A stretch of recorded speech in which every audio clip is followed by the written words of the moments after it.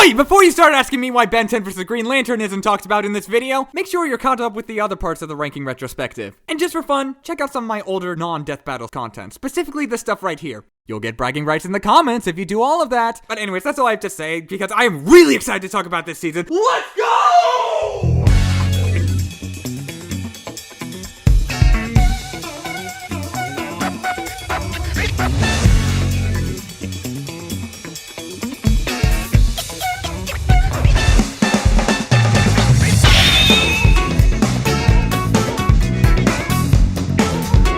This is actually a very important season for Death Battle. Many people remember this season as where Screwattack officially died and was replaced with Death Battle itself. I will admit, I missed the Screwattack top 10s and some of their older content just as much as the average Screwattack fan. At the same time, it was bound to happen at some point. Screwattack had finalized their merging with Rooster Teeth by this point, and Death Battle was just that much more popular than Screwattack's other content. And although there were many attempts to get people to watch their other series, none of them really worked. But let's look at it this way. Screwattack was a pioneer in internet entertainment. It gave very sustainable careers to many people such as Guru Larry, Game Theory, Pro Jared, and many, many more. This is why I never saw the Rooster Teeth merging as replacing Screwattack. I've always seen it as improving Screwattack, in spite of their not-so-great practices. To be fair, the former Screwattack employees would receive better financial security, easier production, etc. So there were definitely some benefits to all of this, and with Death Battle in particular, it allowed episodes to receive more focus since their production didn't have to clash with other Screwattack shows, so the staff working on the series could increase quality. That's how I've always viewed the show from this season onward, and I'd argue that the season premiere is proof of that.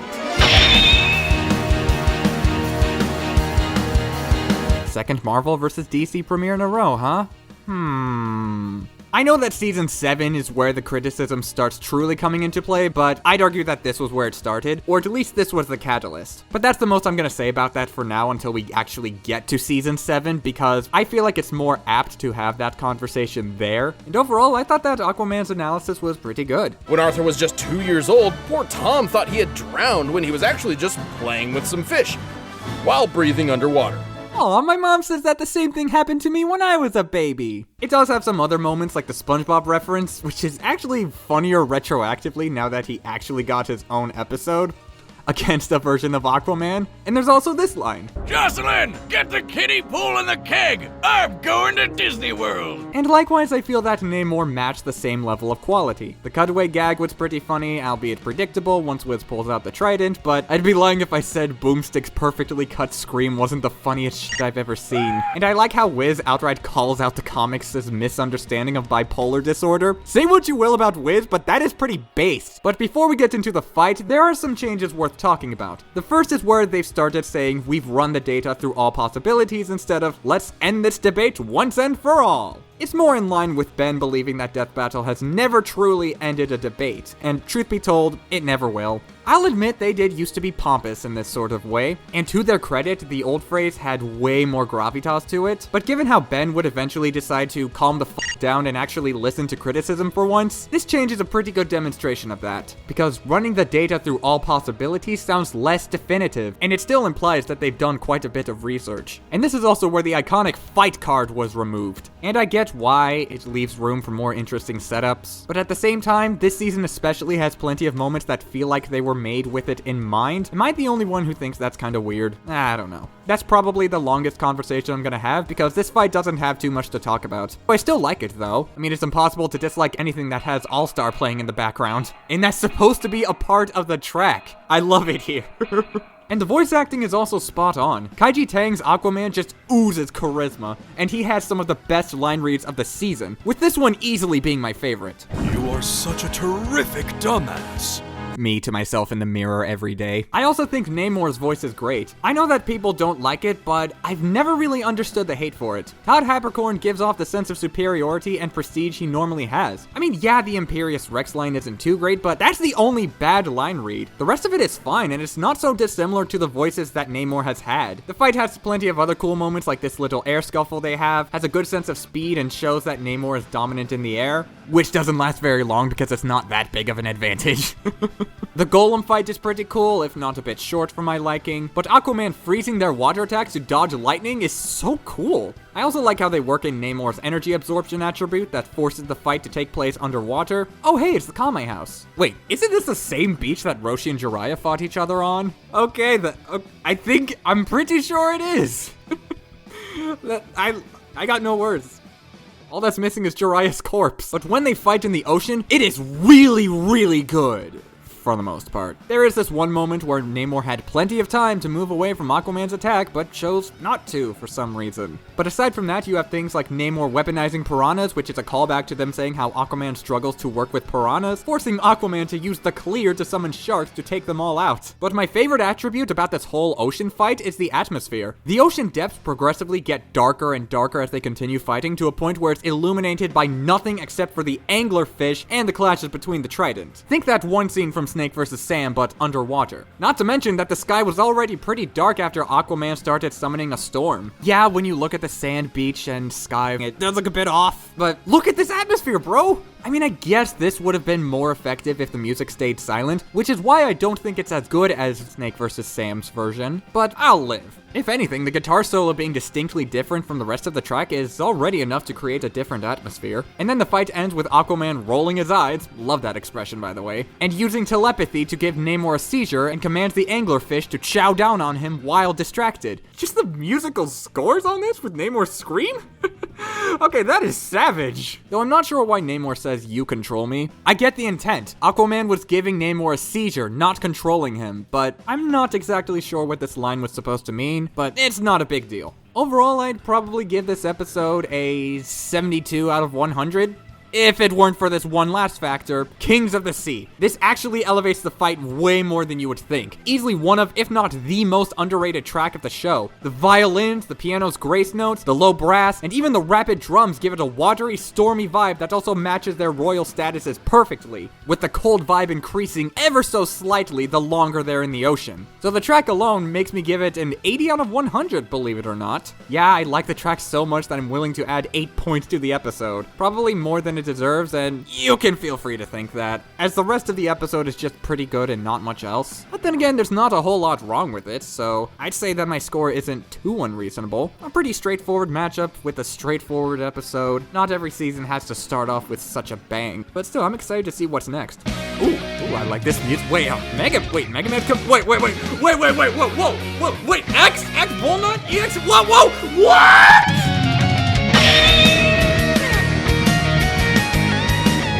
Okay, screw trying to take it slow. Let's just dive right in with a battle royale that nobody saw coming. Okay, alright, Death Battle, I see you. I really hope I've made it clear that I'm a huge fan of the Mega Man series, but if I haven't, sorry. And I know for a fact that these Screwattack boys are also huge fans of Mega Man. With an episode this ambitious, I would expect nothing but unadulterated passion, and that's exactly what these analyses have. The concept is so novel. Instead of feeling like 2 5 to 6 minute analyses that fully tell the story of the combatants, they're much shorter analyses that are about 2 or 3 minutes long and focus on an overarching story that highlights the legacy of Mega Man, starting with bringing in the first timeline and how it's left ambiguous and hopeless, but then dives into another timeline that gets a happy ending that Dr. Light envisioned. Not only does it help these rundowns feel more unique, but that's just great writing. Thankfully, the individual analyses are able to stand on their own. Classics analysis isn't as good as his older one in my opinion, but that's only because of the royalty-free music as opposed to orchestral version of Wily's castle theme being used as the intro. But this one absolutely has its own positives that make it stand out. I mean, they reference Mega Man Zero. That is peak, my dudes. Peak! I also liked when they talked about Mega Man 11 and its double gear system. Not that it's anything special, but I still think about the time how people genuinely thought that Mega Man 11 was gonna be a bad game just because of a slightly weird looking walk cycle. You paranoid little wankers, what's that all about? Sorry, I just needed to get that off my chest because I had no other opportunity to say it. They do composite Mega Man, but this is one of those times where it's okay because they're compositing everyone. On top of that, while it does retread some old ground, they do at least talk about some other weapons, and do at least a little bit of a elaboration on the ones that he used in his previous episode, but most importantly, Mega Man gets a good end clip. Thank you!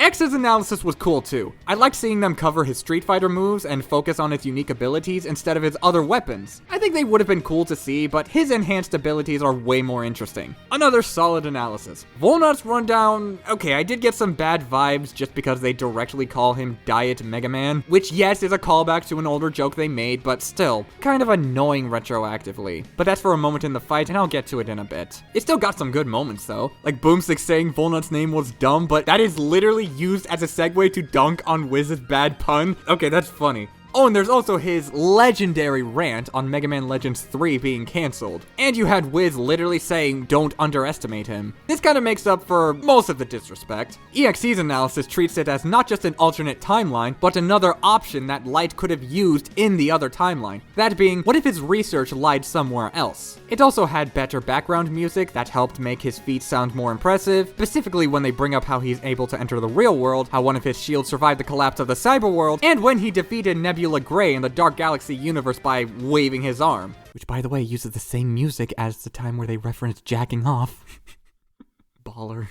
Wait, should I have said baller? That sounds inappropriate. Along with the EXEs, Gio's analysis feels the most complete in terms of story. It focuses on his backstory more than X or Volnut's rundowns, and I think that's because they focus more on Omega Sis as well as Gio. Apparently, the serious joke was meant to be a callback to the Siri gag from EXE's analysis. Alright.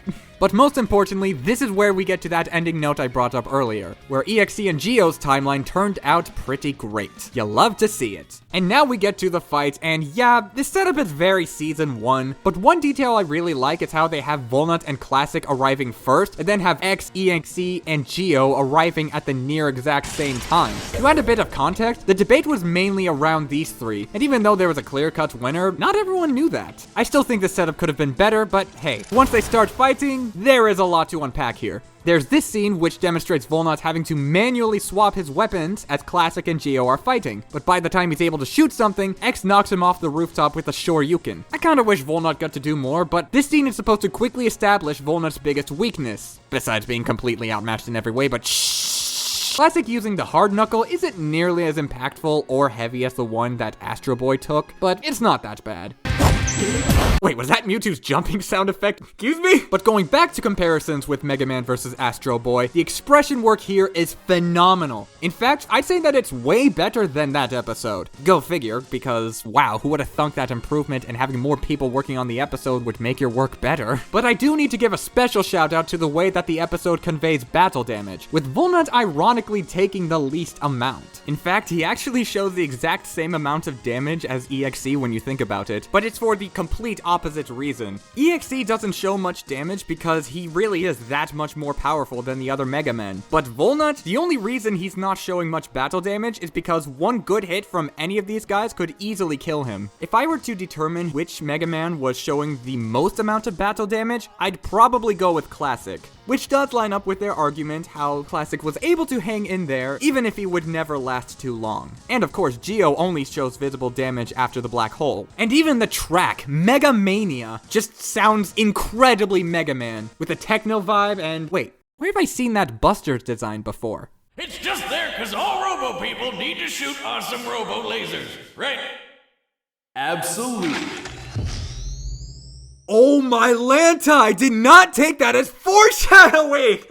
GG, Wiz, GG! There is the part where Volnut teleports between cuts. It's not that great, but to be fair, Classic and X just transformed into armors that have noticeably different colors. And this was before EXE and Gio show up, so it's not really an issue to me. What is an issue is that Volnut only uses one weapon. And this is where my actual criticisms with Volnut's representation comes into play. Yeah, their point was that Volnut stood no chance, and his manual switching was a weakness that was smartly woven into the fight, but I think it would have been better for Volnut to tap X on the shoulder with his Buster, and then, as he's celebrating getting one hit, I guess, he uses that time to swap to a shining laser, with Classic being pushed back noticeably and X walking through it or something. I only bring up this issue because otherwise, they include so much of the others as arsenals, and I couldn't be happier. They use their Busters, charge shots, shields, swords, cannons, invincibility, intangibility, and a multitude of other weapons with some involving abilities like black holes and time stopping. So it would have been nice if Volnut got to do literally anything other than just a pea shooter. And this fight already does a great job of establishing the differences in power.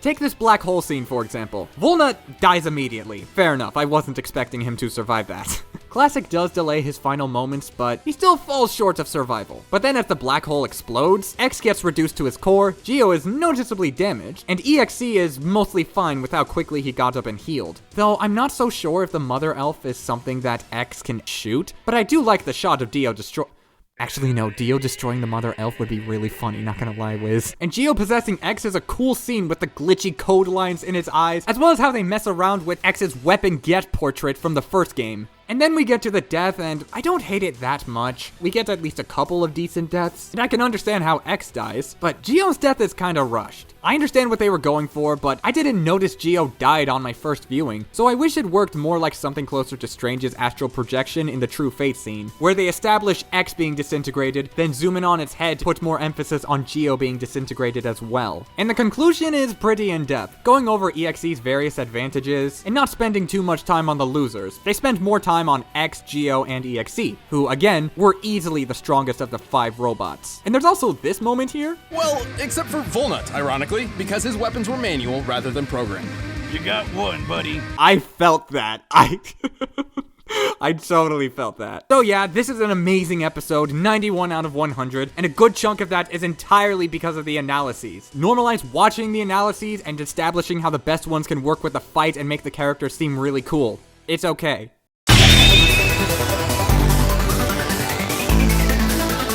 With the merging of Rooster Teeth gives Death Battle access to its in-house 3D animation team. It often fluctuates between different people from time to time, but for this episode, it included people such as Christina Christopherson, David Fisher, and most notably, Torian Crawford. So much for Ryu vs. Jin being his last hurrah, am I right? The reception that this episode and even this matchup gets has always felt interesting to me. At first you look at the thumbnail and see Widowmaker's sniper peeping onto the other side, but you would also assume that the connection is just Black Widow's spider motif or something. But it does go into a surprising amount of detail of their backstories, their relationship with the former lover, and the like, and it's actually really cool. But enough about the matchup, let's talk about the episode. Black Widow's analysis was cool. They covered her assassin training and how it required extreme endurance and needing to fight other fellow trainees to the death, and one of her biggest feats is surviving surgery while conscious. Really helps to show how deadly of an assassin she is and how much pain she has taken. They also cover her other story beats and her relationship with Hawkeye, and this whole analysis validates why I've always liked Black Widow as a character. So thank you. Her end clip does kind of suck though, as it's literally just pepper spray. Weird choice, but go off, I guess. Thankfully, Widowmaker's analysis was not only good, but a lot better than Tracer's. Unlike last time, Overwatch has a lot more story, lore, and feats to work with, so they were able to say a lot more about Widowmaker than Tracer. And all of it is covered and written real nicely. The cutaway gag was just decent though. It probably would have been funnier if Boomstick stayed quiet for a long time and then it was revealed that his skin was blue, but I can get over it. I like how Boomstick's shotgun leg went off while they were off screen instead of it being another cutaway gag where you'll obviously see it coming, so it's more akin to that one joke from Quicksilver's rundown where Boomstick falls over. But onto the fight, I think it makes really nice use of the removal of the fight card.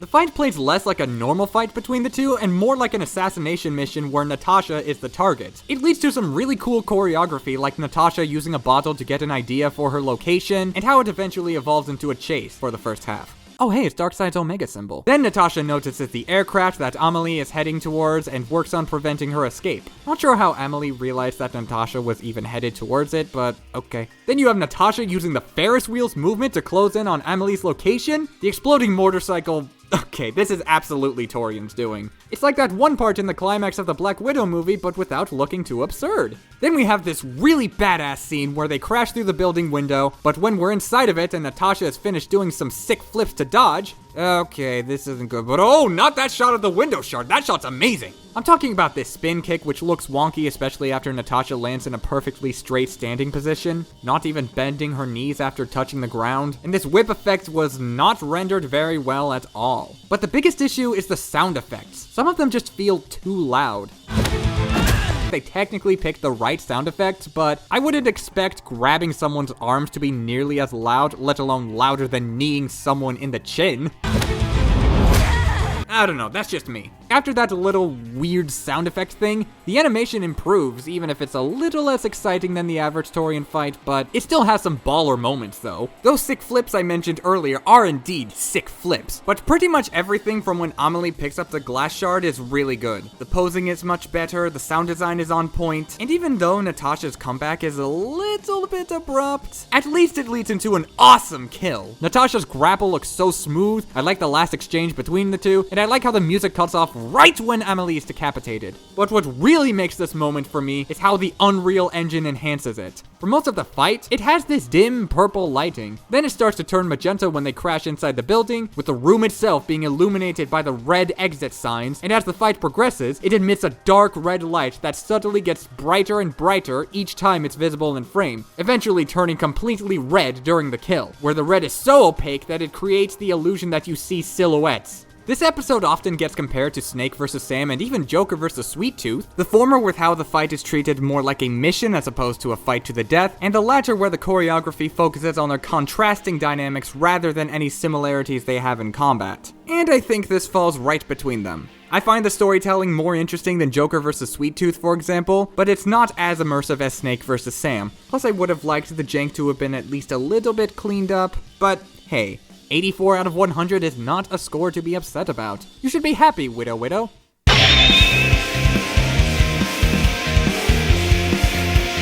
That moment when you realize that Captain Marvel, of all characters, has had the second shortest time between her episodes, only behind Charizard. Even Shadow had to wait longer for a return. I have seen this episode get critiqued for being a cash grab, and it's definitely not without reason. Both the Captain Marvel and Shazam movies just released in theaters around this time, and Death Battle is certainly no stranger to jumping on the hype train without thinking, but I don't let these types of notions determine my judgment on the episode's quality, so let's give it a fair shot. Carol's analysis was about on par with their previous one in that it's just okay. Although I do think it's slightly worse because both of the cutaway gags are unfunny and they don't talk about anything new in her story. Oh, and somehow they don't even bring up her star levels of power and cap her at planet.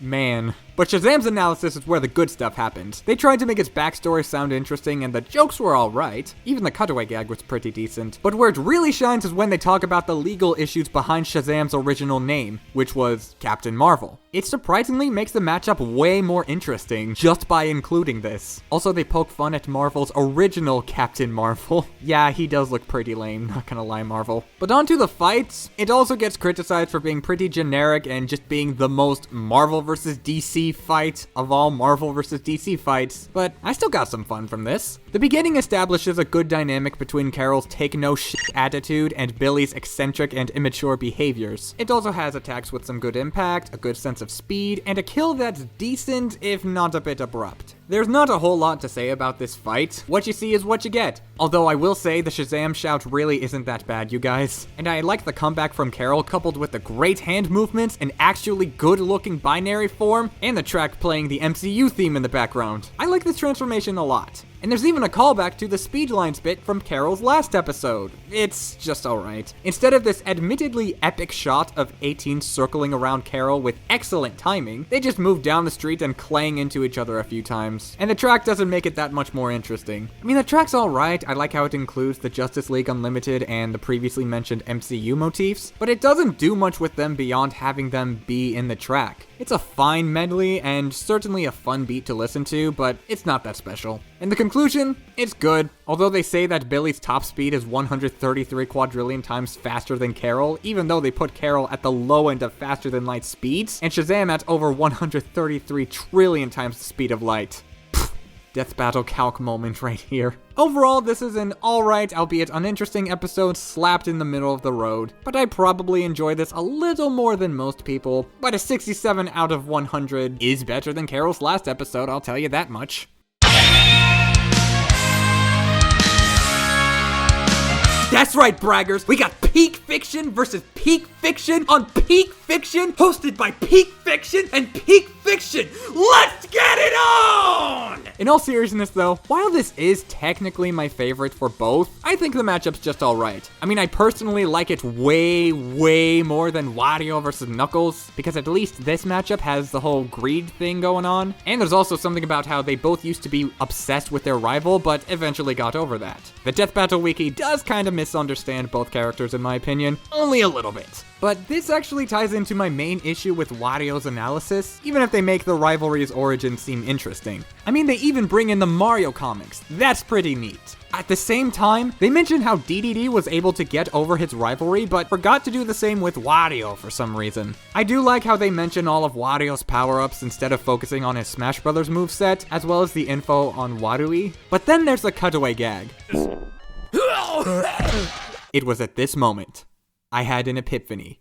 I mean no disrespect when I go into this, but am I the only one who thinks that Boomstick has been written way worse ever since they started doing these cutaway gags? Let me explain. Now, this is definitely going into my admittedly unfinished headcanon for Wiz and Boomstick. For now, let me just say that there's a reason why I'm always giving compliments to the banter Wiz and Boomstick have. Not that I think they're actively funny, in fact, I'm usually stone-faced throughout most of them, but I give props to them anyway because they're what make Wiz and Boomstick work as functional hosts. They balance each other out pretty well, with Wiz being the host that people go to when they want to see all the versus stuff, and Boomstick being the one they go to when they just want to get a good laugh or have it all simplified for them. Boomstick is not dumb. I'd argue that he single-handedly makes Death Battle that approachable to non-versus debaters. You can see it with things like Wiz makes a calculation that features a big number, and then Boomstick says, "That is this many zeros!" And it makes it all the more impressive when Boomstick gets to give a calculation or fact, or bring up some form of hidden intelligence. You know, like with his poultry science doctorate. Plus, in the rare moments where Wiz would get too heated, Boomstick would always be able to keep him in check. They're not overplayed to where they reuse the same joke in damn near every episode, or at least at every opportunity they have, but they rely on this dynamic just enough to where it sticks in your head. He's a lot like Kevin from the early seasons of The Office, where sure, he's not exactly the smartest guy in the room, but he has his own areas of expertise and intellect. This was how I always pictured Boomstick during the early seasons of Death Battle. Even an episode like Ragnar vs. Soul admittedly did this pretty well, where Wiz is genuinely frustrated trying to dissect BlazBlue lore, but Boomstick is trying to keep him from losing his sanity. Moments like this are what made them a good duo. But ever since the cutaways, they've kind of made Boomstick less nuanced. I wouldn't say they're flanderizing him. I wouldn't even say that they're doing a bad job of writing him, especially since this season has a minimum of 2 of his best moments in the entire show. But I highlight this moment specifically because this was just where I noticed it. I'm sorry. I'm not the biggest fan of having Boomstick making all of these lame jokes. He's a lot more than just a joke machine who likes to do all the screaming and hyperactive ooga booga nonsense, or whatever. Though I'm not trying to say that Boomstick isn't allowed to be eccentric, as I understand that that's another part of their dynamic, but I think there are better ways to demonstrate his eccentricities than, "Ooh, let's make a fart joke or a crude sex joke," or "let's give him feats because we gotta hype him up for the inevitable Wiz versus Boomstick death battle." And moments like this make me think that they're writing him less like Kevin from the early seasons of The Office, and more like Kevin from the final seasons of The Office. Even the very first Cutaway episode had that weird gold thing, where it looked like he was super intelligent, but no, he got this information from someone trying to scam him. But again, not every Boomstick moment is bad. It's just that the bad ones feel more apparent in these cutaways. Oh, and in case you're wondering, I think that Wiz has been mostly consistent in terms of writing, barring some infamous exceptions that we'll get to in Season 7, and even a surprisingly fascinating exploration that would be explored a few times in Season 10, but more on that later. Anyways, back to the episode. I just felt like going on this tangent. Dedede's analysis. Okay, it also has a lame cutaway gag that goes into what I was saying earlier, as well as an over-reliance on Smash Brothers clips and kawaii Boomstick and— You shut up and let the penguin fly! Yeah, you're right, I'll stop. Dedede's character was nuanced much better than Wario's. I like Wiz being upset at his flight not being backed up by science and Boomstick's response that I just played earlier, and they ended off by saying that Dedede may have earned the title of king after all while going over how he learned to become a better friend to Kirby. I would definitely say that this is much more enjoyable. But enough about that, because we are here at the main event!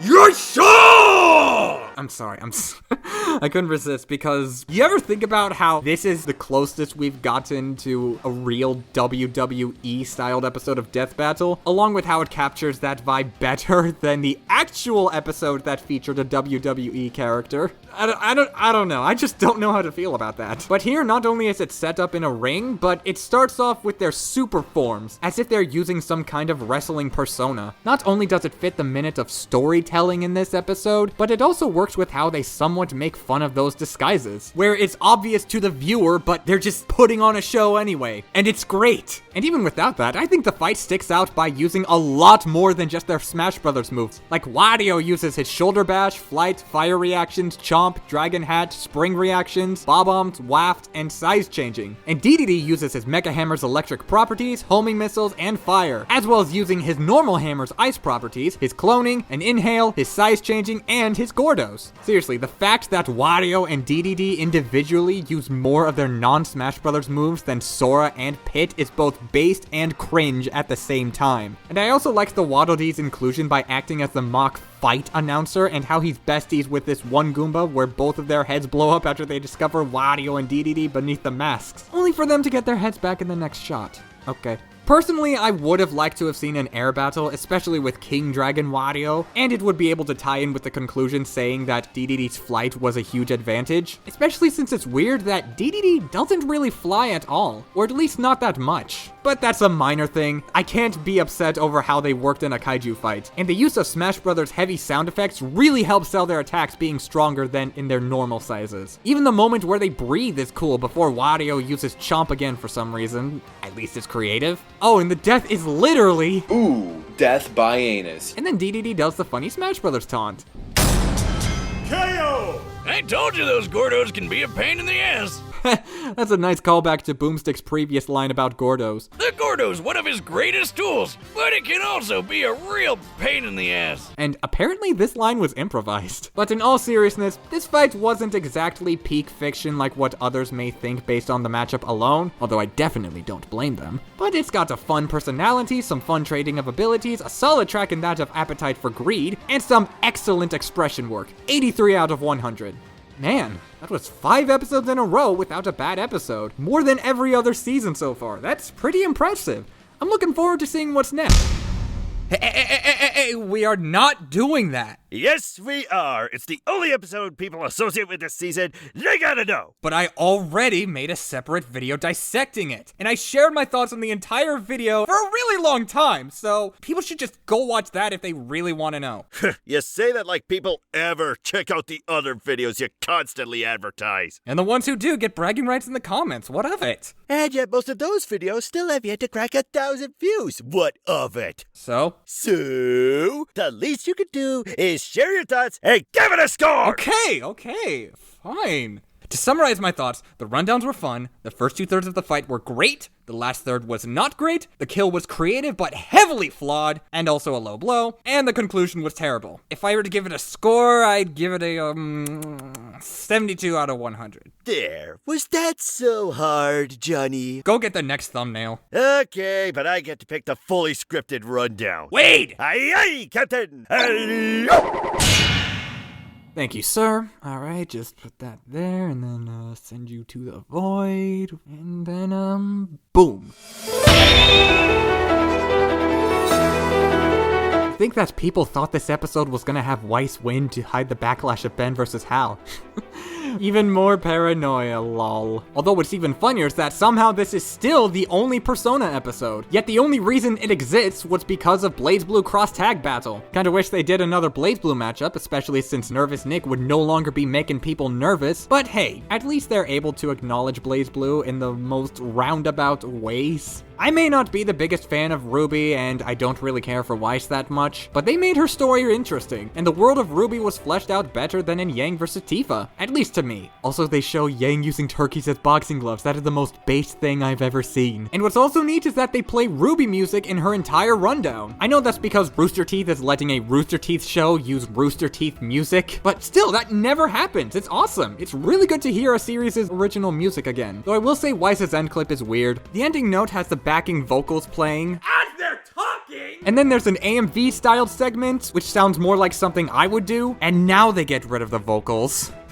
I guess Death Battle really likes exploiting my sensory overload, huh? It's still a solid analysis with nice world building and a good focus on Weiss's story and character development. I just think the ending falls flat. However, Mitsuru's analysis is awesome. Oh, now I know why I keep thinking Mitsuru is from Persona 4 when she's actually from Persona 3. They keep showing footage of Persona 4 and scale her to Naotos could react. That is not how you say Naoto. From Persona 4. And there's actually something of a running gag with the fur coat. Wiz first questions why she needs it and then says, I guess. It is a pretty nice coat.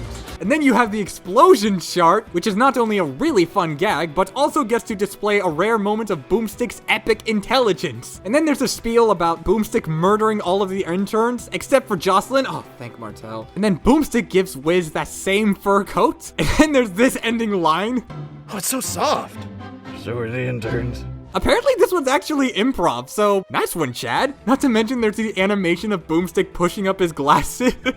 And skipping ahead to the conclusion, they're both wearing the fur coat. This is awesome. And thankfully it doesn't overshadow the rest of the analysis, as nothing about Mitsuru's analysis was bad. I just don't relate to the appeal of Persona games is all. Look, I enjoyed Persona 5 Royale quite a lot, but I've also felt like that was all I needed to play. Although my trip to Japan did make me appreciate the series a little more though. But they talk about all sorts of other things, like how her persona works, her clairvoyance, stuff about the midnight hour. It almost makes me want to play Persona 3. But the fight, however, well, it's got some interesting stuff. Like, I find the lack of setup disturbing. And, oh, what is this Weiss POV shot supposed to be? Also, Weiss's design is more blue than white, which I guess doesn't bother me that much, but it looks nothing like the one from Ruby, so makes me wonder where they got the colors for this model. I'm genuinely curious. And the dialogue also feels either cringy or overwritten with nearly every line. Can't touch me, Ice Queen!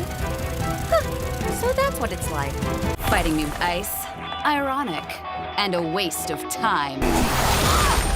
Yeah, sure, keep telling yourself that. I think the only exchange I don't outright dislike is the beginning one where Mitsuru is complimenting Weiss, but even then it feels a bit overwritten. However, there is some good stuff to it. When I talked about Sephiroth versus Virgil, I noted how Torian always struggled with sword choreography, so he worked insanely hard to make the episode as good as it is. Enter Weiss versus Mitsuru, and even if it's because he's getting more help in the animation, I think it's safe to say he's absolutely mastered it by this point. Look at these elegant spins, these fluid movements, even these neat little attack trails. This whole fight is an oddly satisfying aesthetic, I swear to heaven on high. And Weiss fending off Artemisia's whip was pretty cool, even if this part made me laugh for no reason. Then you have Artemisia chucking the ice bug sculpture. Okay, that's kind of raw. And the fight between Artemisia and the Armagigas is pretty cool, even if we don't get to see the fight on screen for very long, but I like what's there.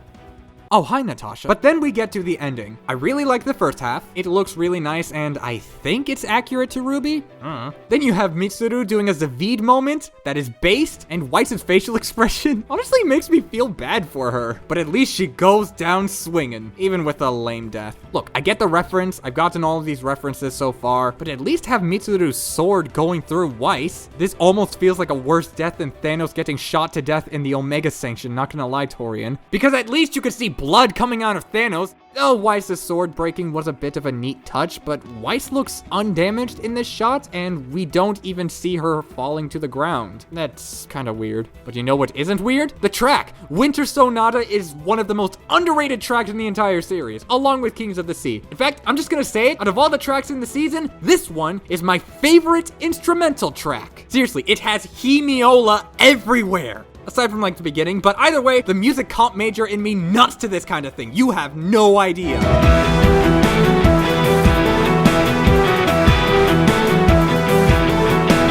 Plus, it has an elegant vibe to it, and it matches the fight better than Emerald Heroes in my book. Especially since it's an instrumental track, we don't have to worry about any weird lyrics about schizophrenia shoved in. I like how it drops out and builds back up when Weiss summons the Armagigas, the way that it increases the dynamics when Weiss gets in with her speed, and when she uses her fire dust to make the fight more exciting. And going into the conclusion, I mean, it works, even if Persona was lowballed to an almost comical degree. But with the two fur coats thing, this makes me think that Boomstick's explosion experiment killed enough interns to make two fur coats? Yikes. How many interns did they hire? And why have they not been canceled for this yet? I will admit that the enjoyment I get from this episode comes from factors outside of the death battle. I mean, the fight was still pretty solid, but it still has bad dialogue, a pitiful ending, and no setup for some reason. But thankfully, the choreography was excellent, and the music is probably the most underrated track of the season, if not the entire series. 75 out of 100. Here's hoping we can get at least one more Persona matchup someday.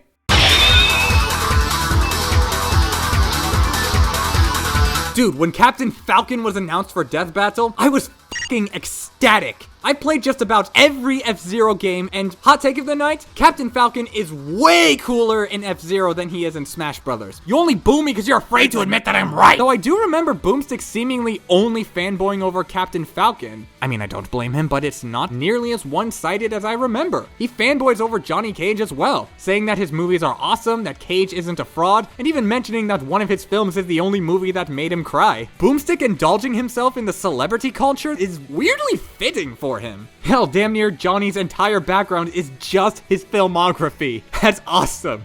I also like Boomstick's nicknames for Cage's Nutcracker. They were surprisingly not gross for the most part, but even the ones that were delivered in surprisingly amusing ways. It even leads into a cutaway gag that catches me off guard because it's initially played out in a way where you wouldn't think they'd squeeze in a joke somewhere. Not to mention that it's well delivered and paced so fast you wouldn't even have time to predict whether or not there's going to be a fake out. Fatality!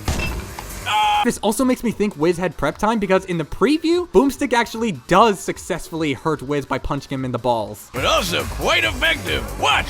Oh, my nards! I really hope that was the goal. But they still show honest respect for Johnny Cage as a person, going over how he became a valuable fighter alongside the god Raiden, and ending off his analysis with how he settled down and started a family, raising a daughter just as talented as he is. But, I mean, come on. Falcon's analysis was very obviously going to bring me more joy. Boomstick still fanboys over Captain Falcon, but he also obsesses over the F-Zero Grand Prix. It's just so cool hearing Wiz and Boomstick dedicate time to talking about it. They also have some other endearing jokes, like making fun of Black Shadow's design. Yeah, he is a great villain in the anime, which is the main source they analyze, but he's kind of a pushover in GX, so I think it's fair to do this. They do prioritize Smash Brothers footage, but it's fine because that's what Falcon is most known for anyway. I promise I will try to hold my tongue for as long as I can, but they even try and contextualize it by saying that Falcon's pyrokinesis may stem from his reactor might. And believe it or not, they're actually kind of right. I mean, it's not confirmed for pyrokinesis specifically, but it is true that F-Zero pilots have their physical prowess increased with their machine's reactor mites. So God bless Death Battle for bringing this up in a way that helps people less familiar with F-Zero lore understand. And speaking as one of the 9 people familiar with F-Zero lore, this doesn't raise any eyebrows for me because, like I said, it's technically kinda true. They also brought up how Falcon is more than one man, and then Boomstick puts on a mock Captain Falcon helmet. Okay, I adore this poorly drawn Falcon symbol, the rough homemade edges, and the fact that it technically doesn't even fit his head, but Wiz is proud of his aspirations anyway. What a nice guy. This is the kind of Wiz and Boomstick banter I need more of! Thank you for having it! And as for the fights, let me go into the cons first. This run looks pretty bad, this knee pummel looks slow and poorly animated, Johnny doesn't show any visible damage after getting sliced around by an F-Zero car, and the cut on Falcon's chin randomly disappears for no reason.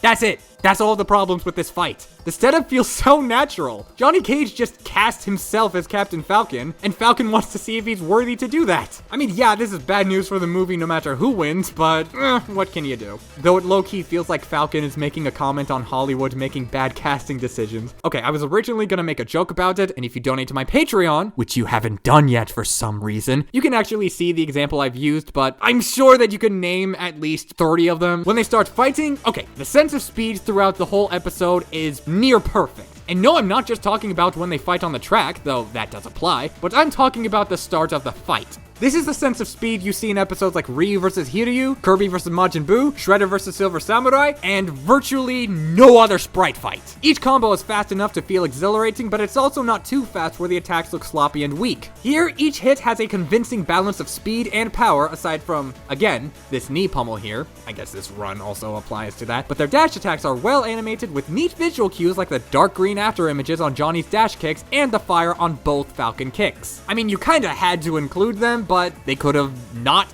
included the after images for Johnny. And the nut punch joke is exactly how you'd think it would go, which I mean in the best way. The punch itself has a lot of time to sink in, especially with the added gong sound effect. And Falcon's reaction, pose, and expressions work very well to sell the comedy of the scene. And even the music just drops out to fit it while still keeping the exhilaration.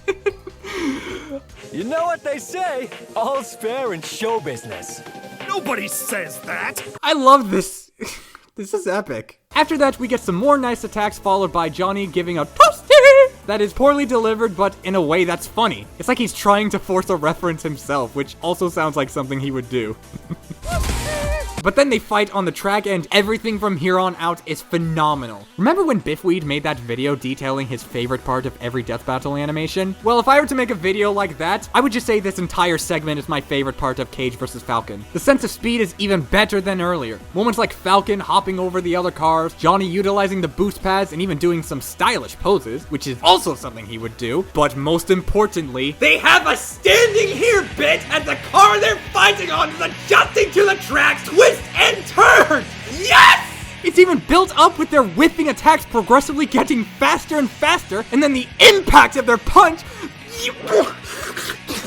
Listen to the noises I just made, it is that hype! And following that, you have moments like the Knee of Justice bit, which Johnny literally says is so cool. And even this shot of Johnny's shadow kick has a great sense of speed and still feels powerful when it lands. And I also like how they give Johnny his green glow. Yeah, they say it doesn't do much for him in the conclusion, but it's still a visual indicator of him taking the fight more seriously. Earlier in the fight, the green only appeared in his dashes, you know, as the after images. But at this point in the fight, however, the green is glowing around his body, and it's actually really well done in terms of being an aura. Although Johnny's does go from being a fiery aura to a glow on his body in between shots, that's mostly when he's using his special moves. But once Falcon summons the Blue Falcon, many people believe that this made the fight a stomp, which isn't wrong, but Johnny doesn't go down without a fight. He's literally breaking the glass in the window. But then it ends with a Falcon punch that directly references the iconic scene from the anime, which they also use as his end clip just in case people somehow forgot about the reference. Albeit Falcon's helmet doesn't come off, but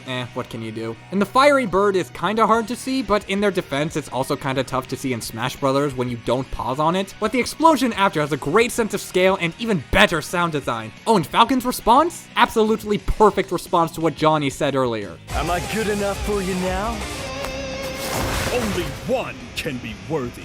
Yes, that is how you make an ending line, Dailies and Mental Jin. It's not disrespecting him at all, just something vague that's delivered in a way where he's saying Johnny is currently not worthy, but maybe he could always try again, even though that's impossible because he just died. But the line could have been worse. It could have butchered his character when it absolutely didn't need to. Oh, and finally, Falcon Uncaged is a good track. Like Mother Hubbard, Brandon got to work with Richard E.B. If this had Velvet Crow singing vocals, this would have been perfect! Although, speaking of vocals, for the voice acting, Kieran Fitton and especially Keston Howard give their all as these characters. I need more of Keston voicing Captain Falcon in this world, seriously. And as for the conclusion, I mean, let's not sugarcoat it, this was absolutely a stomp, but I like how it doesn't even bring up the Blue Falcon. Just imagine if they said something like, yeah, Johnny Cage was physically faster, stronger, and tougher, but the Blue Falcon is too much for him. That's just so lame. But here, they focus on Falcon's physical strength outside of the Blue Falcon. And maybe with the reactor might, but they never once say whether or not he had it powering him up. Although there is this black box that brings up Black Shadow's reactor might destroying a mountain worth 100 megatons of TNT, and this was Johnny Cage's strongest strength feats.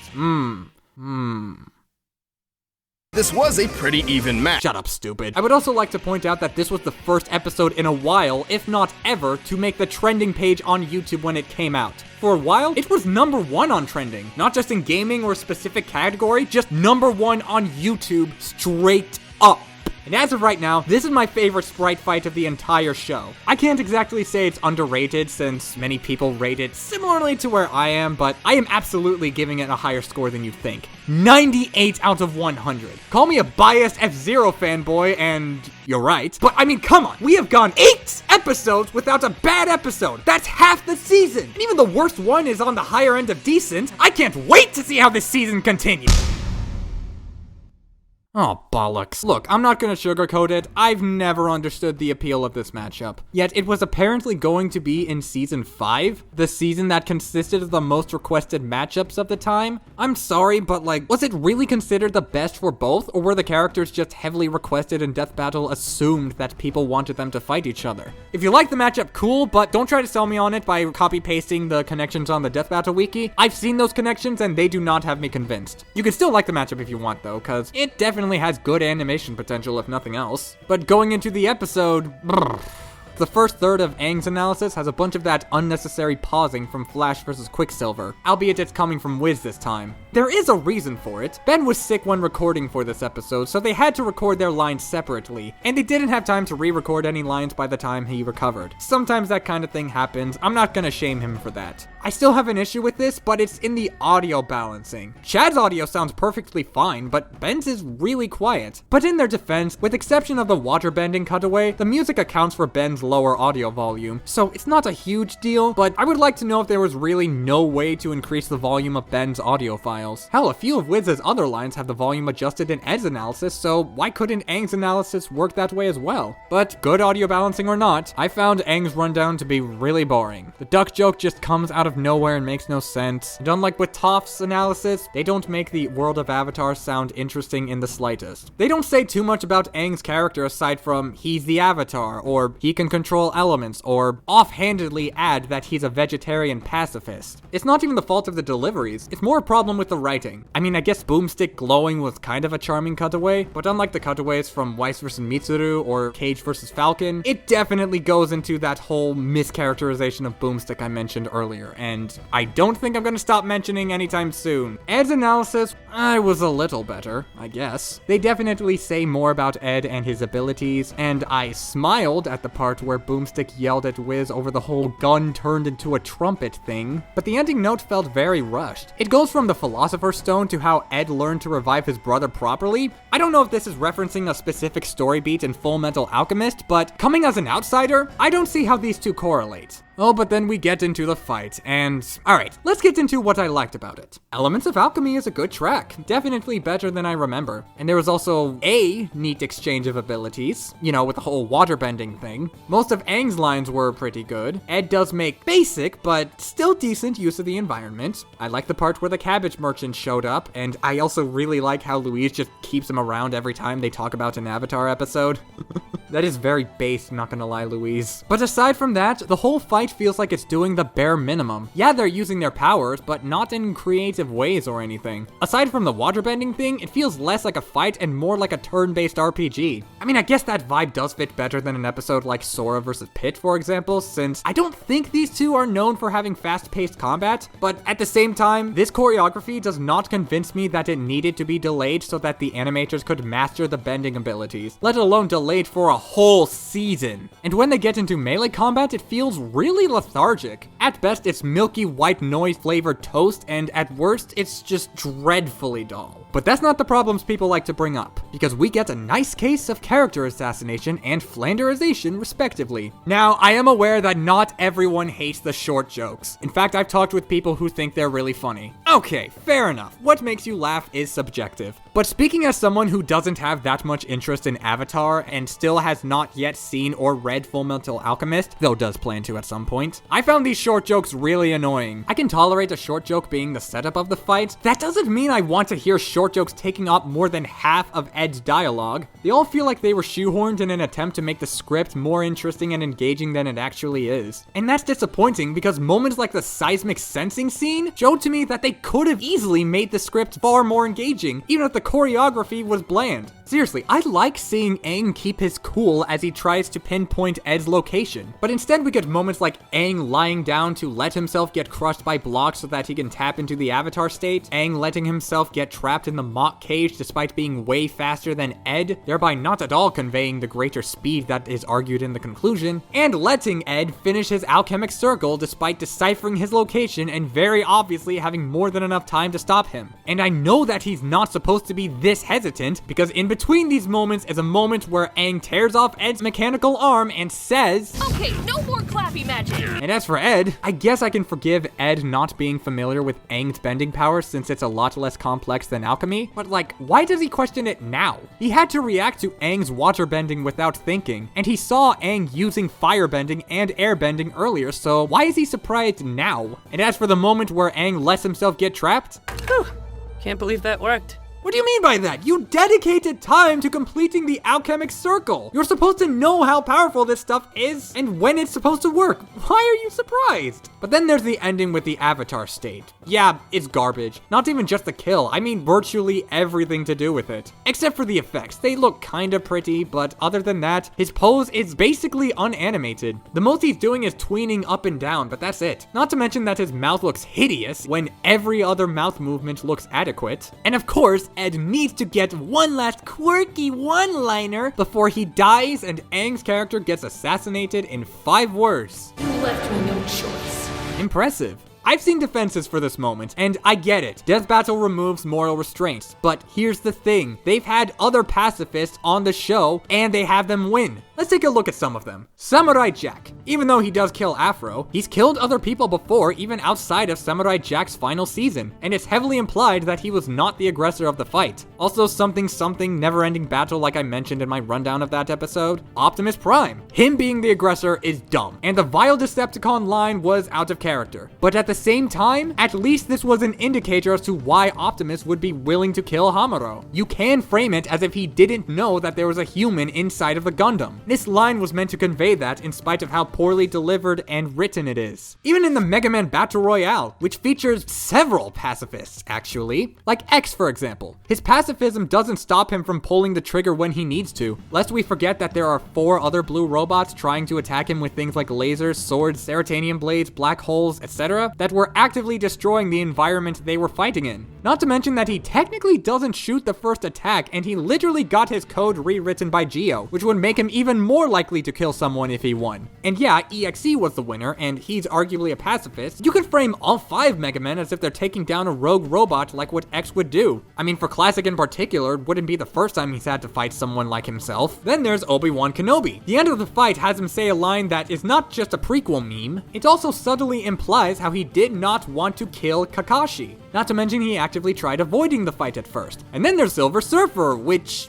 it's actually a very interesting case that I think I'll get to when I talk about that episode properly. But with Aang, he doesn't get any of these excuses aside from not being the aggressor, I guess. But either way, he just kills some random 18-year-old who really just yelled at him a little too loudly and technically didn't destroy anything in the environment. If anything, Aang demolished way more of the environment just by activating the Avatar state. And that last line was the worst possible option. And people like to mention this Kyoshi, but what the f is a Kyoshi? Okay, in all seriousness, I've done a bit of reading, and from what I've looked into, Kyoshi only kills people when they've actually done bad things that are far worse than everything Edward did in this fight combined.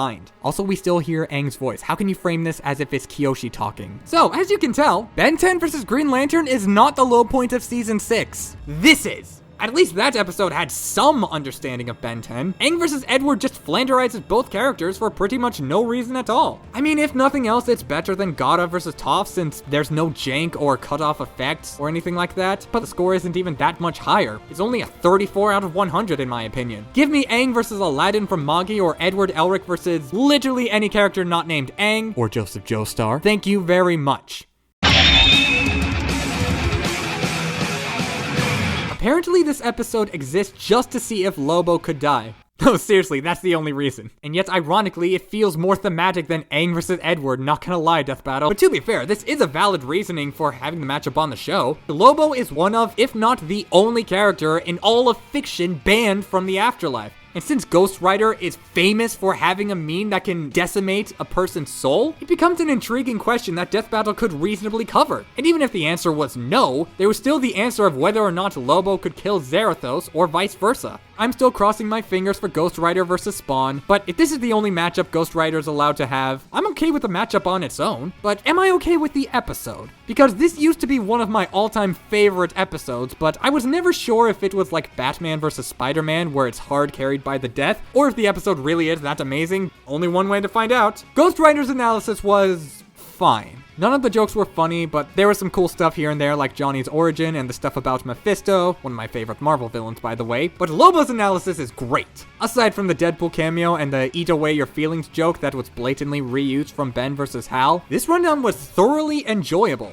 Learning about his origin was enticing, and they focus on his insane cosmology and durability to make him come across as a bigger threat. It's really well paced and organized. And then there's the fight, and unpopular opinion, I really like Ghost Rider's voice. Stephen Kelly's using some Richard Grieco influence to it, and that's good because it's my favorite Ghost Rider voice. But I'm not gonna pretend that Jason Marnocha's Lobo isn't better, because it absolutely is. Honestly, beating out Bradley Garrett's Hal Jordan as far as DC character portrayals go. It starts with the bike fights in the chains, and it's pretty good. And I also like the surprisingly gorgeous looking pixel art shots of the chains. And I like how Johnny goes for a penance stare with great background effects as it cuts off the music and gives an intimidating... Is that a fact now? Perfect interaction right here. But then we get to the fight in the city, and it's not too great. The hand-to-hand is obnoxiously slow, and despite the conclusion saying that Johnny's Hellfire could attack the soul directly, Lobo just no-sells it and throws him into a building with a bad-looking animation. And Lobo eating the building is also slow, especially with the track in the background. For real, Ride to Hell is pretty godlike. I mean, they got the Chad, Johnny Atma, to work on this. Here's hoping we can get Jonathan Young to work on a track for a JoJo matchup one day. Unless if Death Battle doesn't have the balls to do it. When listening to it in the fight, the track's tempo feels way too fast for what's actually happening.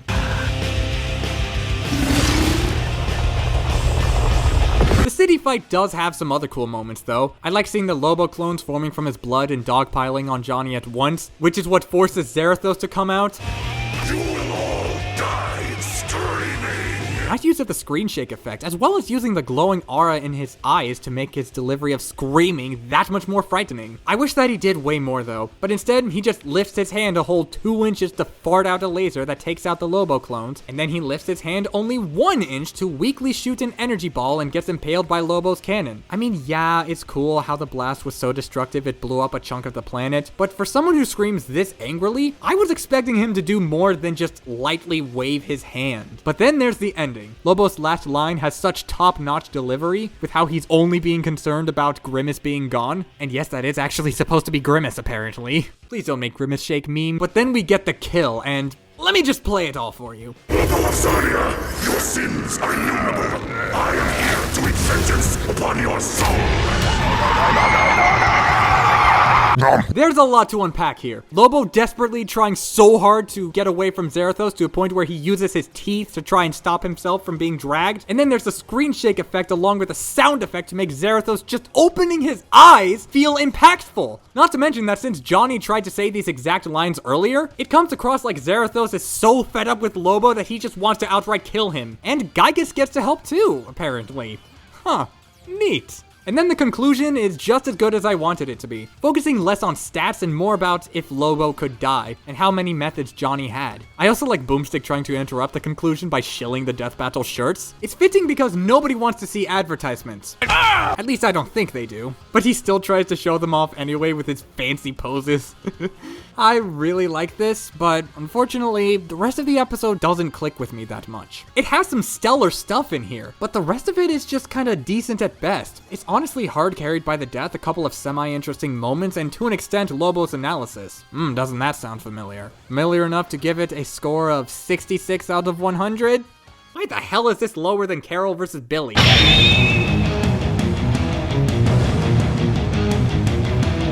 Wiz is the one to say that dragons are awesome. Yes! I've seen a lot of people say they used to think this episode is mid, but then it eventually became one of their all-time favorite episodes of the season. And it's nice to see Godzilla getting a second episode. Fingers crossed we can get a third at some point. You know, like, what's it called again? Deso Troya versus Erase. Dragonzord's analysis was pretty good. Yeah, the cutaway gag could have been funny, but nope. They decided to go with a punchline I was fully expecting, and I'm sad. And they also show his feats before his fighting mode form for some reason. Does kind of hold it back just a little bit, but aside from that, it was still enjoyable, even if it's mainly due to the novelty of Tommy Oliver getting a modern analysis. But Mechagodzilla's analysis, Kiryu's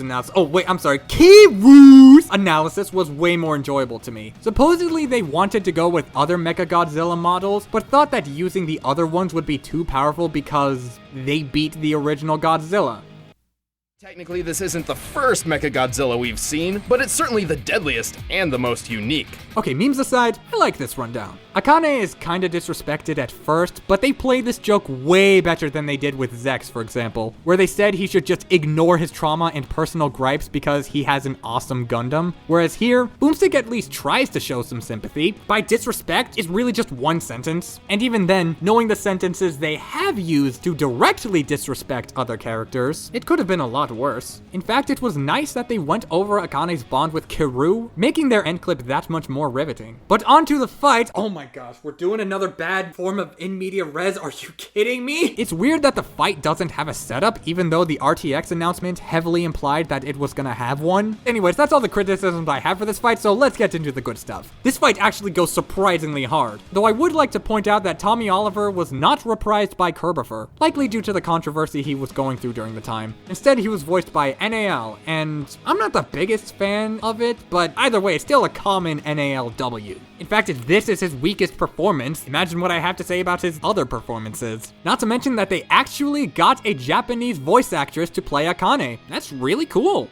Oh, hi Mitsuru, drawn by Christina Jean. In Godzilla vs. Gamera, I talked about how the close quarters animations held back an otherwise astounding episode. But Dragonzord vs. Kira? Consider those problems solved! These attacks look smooth yet powerful, and they even convey Mecha Kiryu's athletic capabilities very well. Plus, we got Dragonzord's tail whip into the building breaking with a great sense of impact, and then Kuryi grabbing its tail and yeeting it at the other tower. I think it's a reference to when Dragonzord got spun around by the Megazord, although it doesn't break it despite Dragonzord's attack being able to do so, but okay.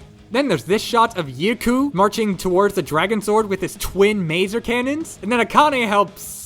Okay, I ran out of funny, botched nicknames. And then Akane helps Kiryu for a time, and she helps out quite a lot before going down. And when she does, Kiryu powers down as the music decreases, but then we get this rad close-up of Godzilla's spirit taking over once the music starts kicking back in. And then he starts fighting more aggressively. And then the Power Rangers motif kicks in right as Tommy transforms into fighting mode.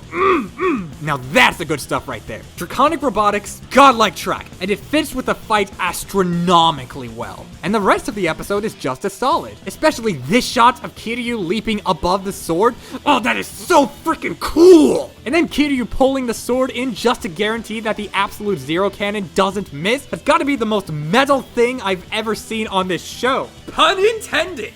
Kind of. And yeah, Tommy choosing not to let go of the sword is so stupid, but it gets saved by the death pretty much being the Godzilla roar. Nice. So yeah, join me in the camp of people who thought that this episode was kind of mediocre, but eventually it became one of my favorites of the season. 86 out of 100. Give this episode another watch if you haven't already.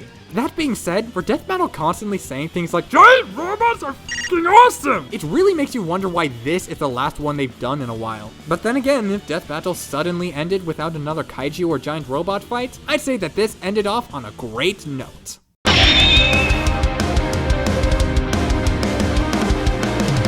Like with Cage vs. Falcon, Sasuke vs. Hiei has a special place in my heart somewhere, because this was the episode that got me into Yu Yu Hakusho, which, for those who don't know, which is all of you, is my favorite shonen series and my second favorite anime behind Cowboy Bebop, which is, I don't know, my favorite work of fiction. And while Hiei is my least favorite member of Team Yusuke, a low-tier member of Team Yusuke is still a top-tier character across every other work of fiction. Kurama's best boy, by the way. But anyways, on to the matchup. Oh, great. We're talking about edgelords, aren't we? Boomstick, you're literally a bigger edgelord than every character you've labeled as an edgelord or an edgy character combined. Am I wrong, though? He's easily angered, is obsessed with the weapons he wields, uses vulgar language and mannerisms on purpose to get a reaction out of people. You are an edgelord, Boomstick. Cry about it. Sasuke's analysis was fine. I liked them making fun of Itachi's weirdly complex and uneventful master plan and Boomstick explaining how to fix blindness from the Sharingan. Oh, and also... Like the, I'm not gonna say that word. Amino Tejikata, suck my taint and get no enjoyment from it. But Hiei's analysis, yep, this was just as good as I was hoping, except for the human Shadow the Hedgehog joke. Bruh. But still, they nuance him very well. They covered his backstory really nicely, outdated meme notwithstanding, and I like how they focus on his softer side overall. Glad that they remembered that.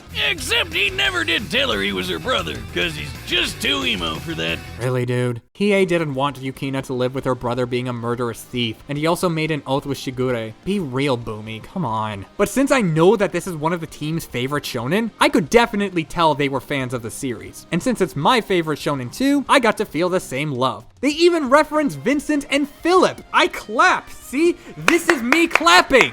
Now put Eugene on the show and have him kill the shit out of Kyo Kusanagi. Cowards. Or Yoa Sakura. That matchup works too, I guess. I just don't know Shaman King. But the fight starts, and I kind of wish we went back to in media res because this setup is bad. I mean, it's basically, hey, where are you going? To cut you off, asshat. Humph, who cares? But at the same time, Anasui's Hiei is perfect. Wouldn't change a thing. And Kyle Phillips' Sasuke is also a good impression from what I know. And it starts with a pretty cool sword fight. They really have a standing here moment with their swords. Alright, I can allow this. Oh, and they're also reusing voice clips after 7 seconds. It actually doesn't bother me, so I don't know what I was going for. And then there's the Genjutsu scene, and I like it a lot. I especially like how the music cuts off to make this already dark ambience feel even more empty and unsettling. Oh, I mentioned the track, I gotta do it now. Dangerous Gaze is pretty cool. I mean, this is the first of 3 tracks to introduce what I like to call the Uchiha motif. In other words, the A section of this track. You know, like the... I'm sure you get it. Even though one of the swords doesn't impale him properly, I like how Hiei just laughs off being impaled by several different swords. How interesting. And then he breaks out of the illusion with the most kick-ass rendition of the B section. Seriously, Hiei just casually walking out of the Genjutsu and tells Sasuke to get bent over a tree stump is the most satisfying thing I've ever seen, low-key. But as for the rest of this fight, it has been criticized for the same reasons I criticized Naruto vs. Ichigo, where they kind of just rush through everything with minimal pacing. I don't think I agree with that criticism in Sasuke vs. Hiei. Not only does the art style look less saturated, but the hand-drawn parts look better, there's no dumb seizure-inducing flashes or vagueness, and the new stuff they throw has time to breathe. For instance, there's at least enough time for you to say, oh hey, Hiei's resisting the Genjutsu, and the Susanoo sent an earthquake after Hiei, and the Susanoo and the dragon are having something of a kaiju fight. And that's not even accounting for the literal moment where they stop to breathe. And personally, I like these moments individually, especially the fight between the dragon and the Susanoo. I like how it swipes it away, but then Hiei powers up and sends out more dragons, which I don't remember him doing, but whatever, it's still a cool scene. Though I guess I can see how the criticism would apply to this episode, but in my opinion, it's only with this moment here.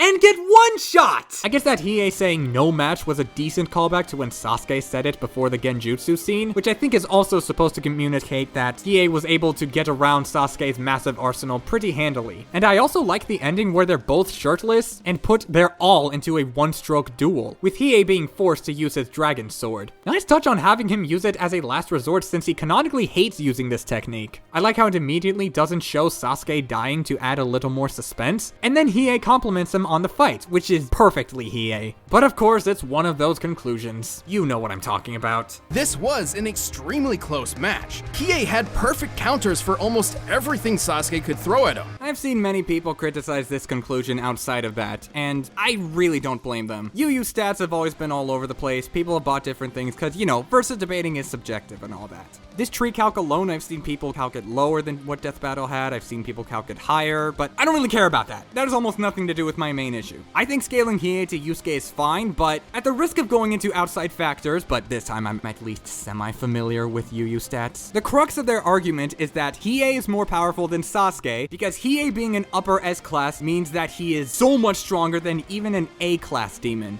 The problem with this is actually very similar to my qualms with Ryu vs. Jin's analysis, where I get the scaling they're going for, and maybe they are right, but they don't prove it. They don't give any numbers or multipliers for these demons. And I know that they're kind of tricky to find, but if this is the crux of your argument, you could at least give us something to go off of. Maybe scale A-class demons to Sensui's shaking the planet feat. And since they say Hiei was able to defeat 500 A-class demons on his own, they could give a number for that feat and multiply by 500, boom, higher than Sasuke. Now, I'm not saying that's the best logic to work with, but it's still better than what Death Battle did here. Also, they say that Hiei should just magically be able to resist the Amaterasu because he's able to tank other fire attacks no problem. But they also said the Amaterasu fire was able to burn the sun. And while they also say, or at least imply, that the Dragon of the Darkness flame can get to these same temperatures, or at least it's way hotter than normal fire, as well as saying this, his darkness sword could even cut and burn through Kuro Momotaro, who evolved to be totally immune to, cutting and burning. Maybe they are onto something, but they never elaborate. Also, given how they tried to downplay Sasuke's speed for some reason, they should have tried to prove Hiei being faster than light, but they don't do that. I swear, if that tree didn't get a number, this would literally be the next Ben versus Hal. I kid you not. I'm not trying to pick a side as to who would win. I'm just trying to explain why I think the conclusion is flawed. Either way, I'd say that Sasuke versus Hiei is a better version of Naruto versus Ichigo. Aside from the conclusion not being nearly as in-depth. But still, 74 out of 100. It is hard carried by my outspoken appreciation for Yu Yu Hakusho, but I really do hope that more members of Team Yusuke get to be on the show at some point.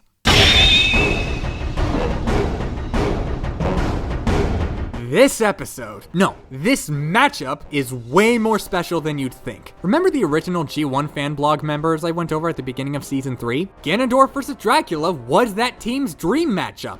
And yeah, personally, I'm still a fan of Bowser versus Ganondorf as a matchup, but this is my favorite for Ganon along with Garland from Final Fantasy, even though the latter should just go fight Orsted. Welcome, Wagon Works. Ganondorf's analysis was a lot better than his other one. There's no Gerudo desert theme playing in spots where it makes no sense, so go figure. And they surprisingly talk about a lot more than his other analysis. They go over his reincarnation from Demise and portray him as a stubborn, unkillable beast. And you also have nice moments like the Tinder joke and how Wiz and Boomstick just laugh about Ganondorf getting sealed away forever. And I also like how they say that he may just be a man, but he's a grand threat across the land. Although his end clip is the exact same as his last one, but cut shorter.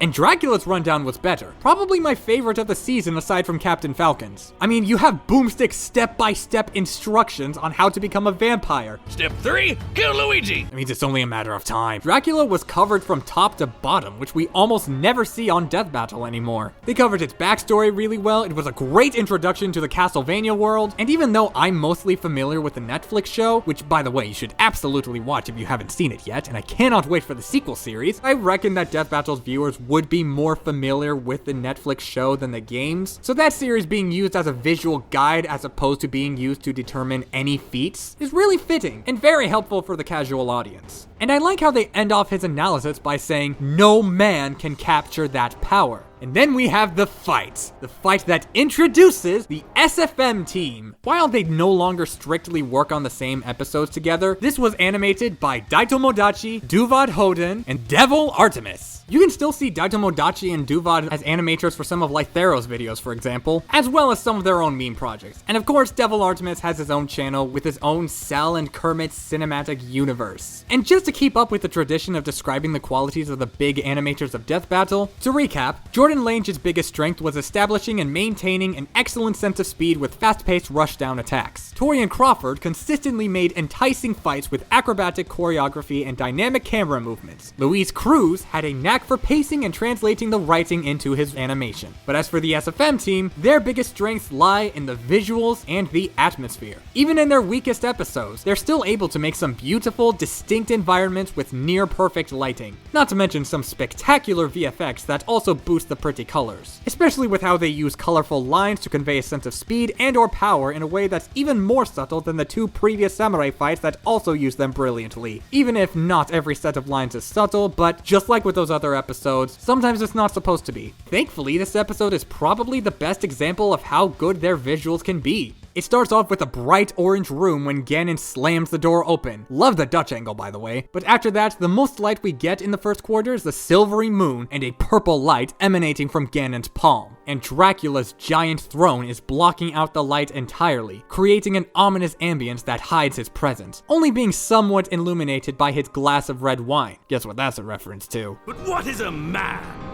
A miserable pile of secrets. It's ham-fisted, but come on, they just had to work that in there. Though his throne does have a blue seat to help convey Dracula's expressions, be it a lack of care or annoyed surprise. This is yet another strength with the SFM team. Their facial expressions are often on point. Even when the characters are masked, they do an excellent job at conveying a sense of emotion, mostly. Though when Dracula does start trying, there's a lot of red involved, combined with his laugh and, oh my gosh, those are the Wind Waker smoke effects painted red! Nice! This makes his presence come off as terrifying at times, especially when it's complemented with the light from the silver moon. And moments like this are why I really like the slap. Sure, it might look kinda janky looking, but it relies on his intimidating presence and red coloring to go for some devastating sneak attack, only to circumvent your anticipations and reveal that he was simply f***ing around. So with that in mind, I don't care if it looks janky. I do care about this punch looking janky, as I cannot defend that. Dracula being completely still with not even his cloak being animated, yet Ganondorf making actual movements with minimal effects doesn't make for a good shot. But when Ganondorf's fighting off the Medusa heads, we see Ganondorf's purple attack trails again, proving that, as he says earlier, I'm no mere man. Then you have this silhouette shot of Dracula being clouded by all of this red smoke, and then this shot of him choke holding Ganon in the fire. Then there's this shot with Beast Dracula's glowing red eyes being the only thing lighting up his body and the area in front of him. And that's not even the reveal. That is this eerie shot that looks uncanny on purpose. Really makes it a horrifying transformation in the best ways, my dude. And then Dracula lights Ganondorf on fire, which lights up the castle even further, and then Ganon turns into his beast form, with the yellow from his giant swords lighting up the arena even more. Oh, hi, Kiryu. The only complaint I have is that the fire doesn't look amazing, but fire is also difficult to look amazing without using a green screen, and even then, it's very easy to make it look shithouse. See Terminator vs. RoboCop. Look at all this red overwhelming Ganon to a point where his Triforce disappears, especially when the castle is destroyed and there's nothing left. But before we get to that moment, let's talk about the other strongest aspect of the SFM team. Strong key poses. Their animations aren't the most fluid, even if it's often intentional for one reason or another. They work around the lack of fluidity with strong key poses. As gorgeous as the VFX can look, they can only carry an episode so much, and that's where Ganondorf's powerful blows come into play. Even if this punch looks bad, this one sells Ganondorf's power even more. That's how you use one of the big moves of Smash. And then you have his flame choke not only highlighted by his purple aura, but with 3 separate poses that sell how devastating this attack is, contrasting with Dracula's nonchalant posing and his smug face and chill demeanor. Like, look at how his pupils will disappear in more threatening poses and animations. They never do that when he's fooling around. That's just another neat visual cue that they added. And it's sold even further with the power that takes place during the kaiju fight. Of course, Ganon's giant swords and Dracula's varied magic are distinct enough to work well in silhouette, to where you can always notice the key poses and never lose track of what's happening. Of course, the fight has other highlights, which include them using more than their Smash Bros. Movesets. Even Ganondorf gets to use a healthy amount of magic and a sword, which, yes, is the Twilight Princess sword as opposed to the one used in Smash Ultimate, but that's a good thing because it's a sword he normally uses. And its brighter light makes it easier to see in a dark setting like this. On top of that, it could potentially capture the idea where they entertain the possibility of Ganondorf using holy magic to stand a chance against Dracula. As far as voice acting goes, William T. Sopp does a very solid performance as Ganon, even doing a near-perfect impression of the iconic Ganondorf scream. But Stephen Kelly's Dracula is perfect. His cackles are chilling, his line reads have that superiority he normally has, and the tone in his voice combined with the added filters for his beast transformation are menacing. But there is a certain line read that is better than every single line of dialogue in this episode combined. And yes, that does include the Wiz and Boomstick parts. Let me just play it in full for you. You're a pig. Let me hear you squeal. You know, it's one thing to have an iconic line of dialogue that is subtly built up throughout the fight, but to have the line be the payoff from lines not just in the fight, but in parts of the analyses as well? Well, all I can say is, Liam really did just feed me my own heart by disguising it as a good bowl of tomato soup. But it tasted good, so, that says a lot about me, doesn't it? If I had to give one nitpick, I think that the actual shot of the death is a little vague just because it's not clear that Dracula's hand impales Ganon's body. That line read, Ganondorf's squeal, and the final shots absolutely make up for it. However, in one last criticism, I'm not too keen on the conclusion. I know why they focus on the power they draw from, and it is correct by its own logic, but I think it's weirdly presented, especially with an easy-to-miss statement that Ganondorf can tear up an island, and they offhandedly mention that Dracula can create a black hole, and don't try to calc any of those for some reason. I guess you can take their power draws at face value by saying Ganondorf draws his power from a planet while Dracula draws from a universe, but they never once say that they draw from the entire source. And since it's obvious that they don't do that, the explanation is not as convincing to me, even if I do agree with the verdict. Although I do know some people don't, and I'm not here to argue that. Please go do this somewhere else. I just think this episode rules. It's not that deep. Seriously, 97 out of 100. Absolutely breathtaking.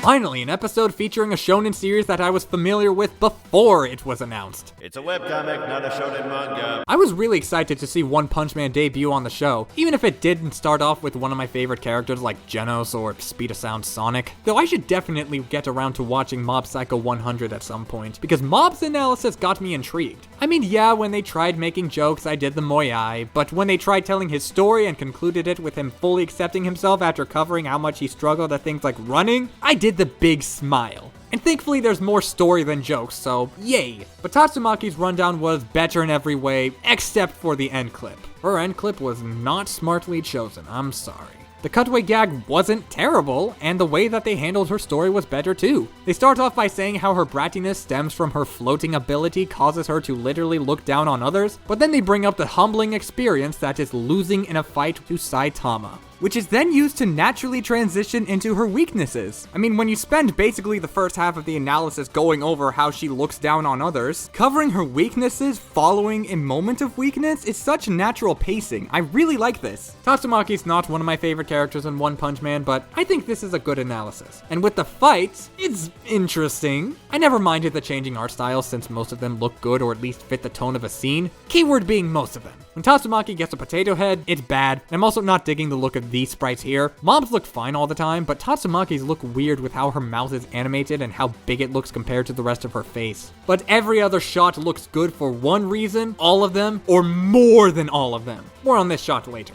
This episode had a minimum of 6 animators, and you can tell that they all brought their A game. And even Jerky got to help out for a few shots. Tatsumaki being drawn in the webcomic style that they poke fun at in her rundown didn't originally work for me comedically, but since I realized that this is a callback to when she shoved Mob into a wall with the comedic expression and sound effects, I understood it better. It works! Besides, I'm not looking for comedic shots, because there are 2 fantastic hand-drawn shots directing the energy waves with the colors changing from green to purple, followed by... Okay, I don't like this pixel art too much. But there's this shot of Mob unleashing his powers, followed by this shot of Tatsumaki flying upwards, with her arms crossed, followed by a smooth transition into sprites. Then there's this shot of Mob defiantly standing up straight, looking up, and this shot of Tatsumaki lifting up the city. Man, when this episode wants to be eye candy, it is the second best pack of Skittles that the world has ever seen. Notice how I said second best, because that goes to the unknown percent. Best scene of the season, actually. Not only is the hand-drawn stuff outstanding, but the music stops entirely to blast this ghastly sound effect combined with a subtle crackle. This had to have taken at least 2 months to get right. Nothing but respect. But the fight against Unknown Percent is pretty overlooked despite being the most viewed part of the episode for some reason. It's interesting because the most replayed part of an episode is usually the death, the start of the fight, or...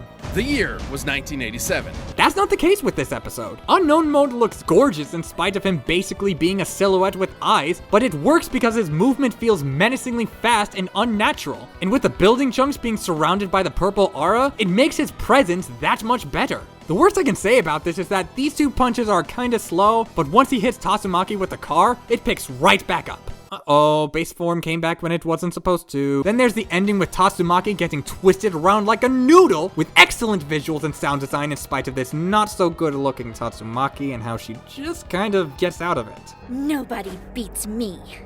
Except for Saitama, but okay. I have heard a common criticism that the episode supposedly can't decide between whether or not it wants to be a sprite fight or a hand-drawn fight, and while I think I know where it's coming from, I'd have to respectfully disagree. Jonathan Frostathan, find a criticism he doesn't disagree with challenge. To add this into perspective, I heavily criticized Metal Sonic vs. Zero, not just for its ugly 3D model shots, but how they essentially added nothing to the animation. Some shots made the characters look lame, some shots tried way too hard to make it cooler than it actually is, and all of them were either in different styles that did not seamlessly blend with one another, or just didn't look good at all. Meanwhile, with Mob vs. Tatsumaki, the hand-drawn animations don't just look consistently similar to the sprites, but to each other as well. If anything, it's more akin to Carnage vs. Lucy, where yes, there is a lot of hand-drawn animation, but that's to allow for more freedom in things like expression work and effects. And I don't think I need to explain why this is far more expressive than this. The visuals aren't the only thing I wanted to talk about. The setup has Mob perfectly in character, at least from what I know, and Tatsumaki out of character. You can't just end her rundown by saying that she learned to loosen up and then have her first line calling Mob a dummy for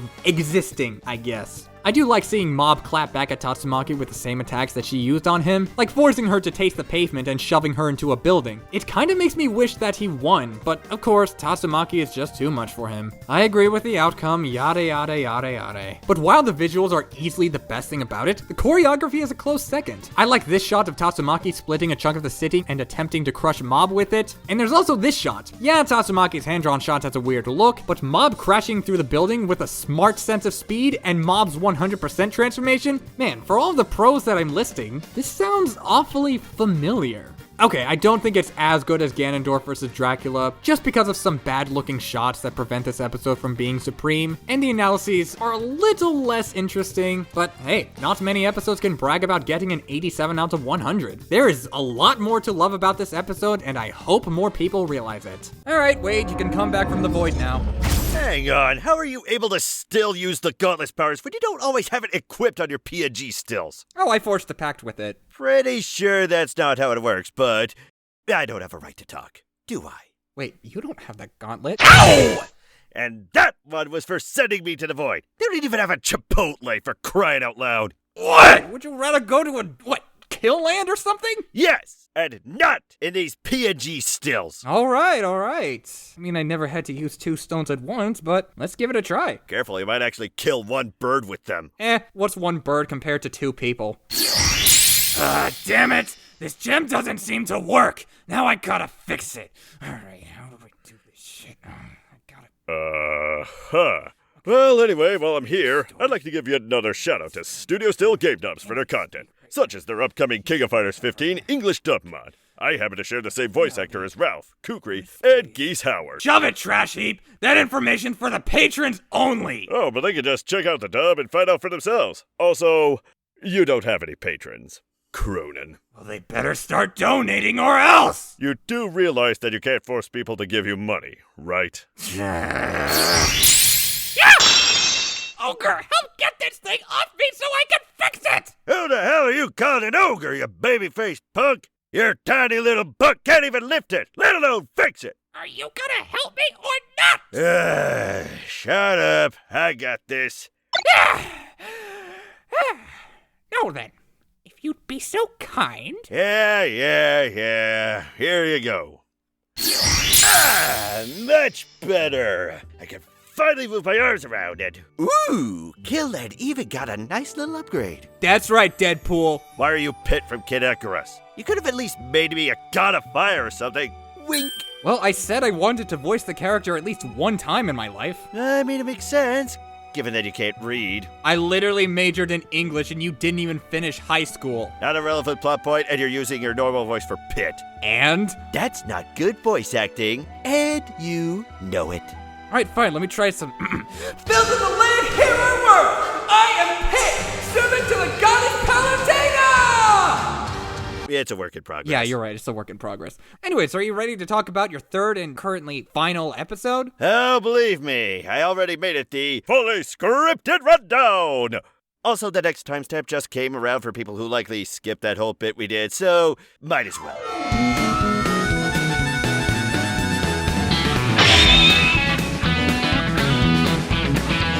Good thing I placed an ad break at this spot. Really, dude? You realize the joke doesn't work for people that have YouTube Premium and ad blockers, right? Well, if they have YouTube Premium, that's just a worse version of my Patreon. A bold claim. And if anyone's watching with an ad blocker, they're a poopy head. Do you need me to spell it out for them? They're a poopy head! Excuse me, but I think the word you're searching for is braced! No, I am not looking for the word braced. I am looking for the word cringe. Also, at least I have better strength feats than standing up straight. Oh, you really want to go there, huh? How Death Battle completely lowballed me? The fact that I had to do basic research on my own feats was really frustrating, especially since I had to do it at the last minute because I assumed that they had done their research. For once. You know how many comics I had to study up on?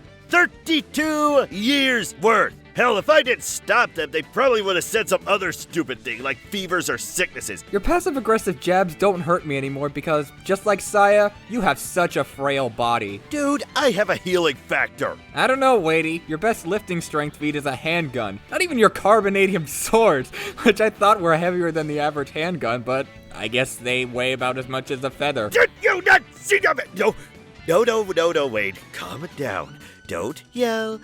He's acting like a dumb YouTube commenter with no social awareness. I would never stoop that low, and you know it. And yet you couldn't acknowledge the comic panel where I'm pulling a helicopter out of the sky while outrunning it. You are outrunning a plane. And also, I just noticed that you're reusing the same jokes they made in the episode. But you were the one who wrote them in, so who's the lazy comedian here? But you were the one who made this the fully scripted rundown behind my back. And you can alter the script since we're both working on this video together. Touché.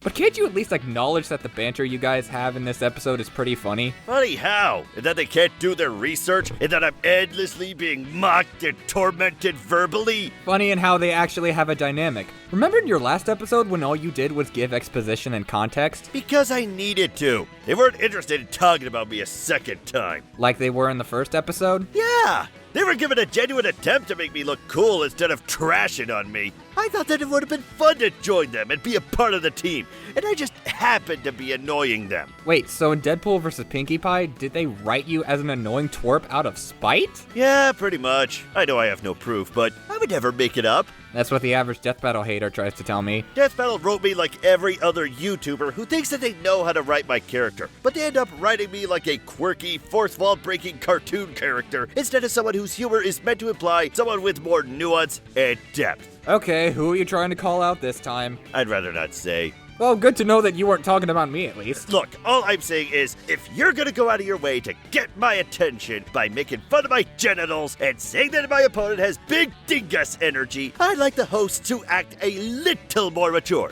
Just a little bit. Oh, so you do have your own opinions. Are you trying to say that I don't? I'm trying to say that you're biased enough to ignore the fact that they still give you actual feats. Biased? They literally made an elaborate plan to kill me. I have a right to be biased. Okay, fair enough. But did it warrant you needing to rewrite the script to a point where you claim to have had sex with Boomstick's mom? Given that you canonically know each other, don't you think she'd be upset about that joke? Like, that sounds like an invasion of privacy to me. Yeah, she was cool with it. How do you think I would later become the tip guy? Oh, Martel. That said, can I ask how, despite my opponent literally being acknowledged just to murder me effortlessly, still has less bias than other episodes? Why is that the case? Well, Wade, no one knows. No one knows why you can't get bitches!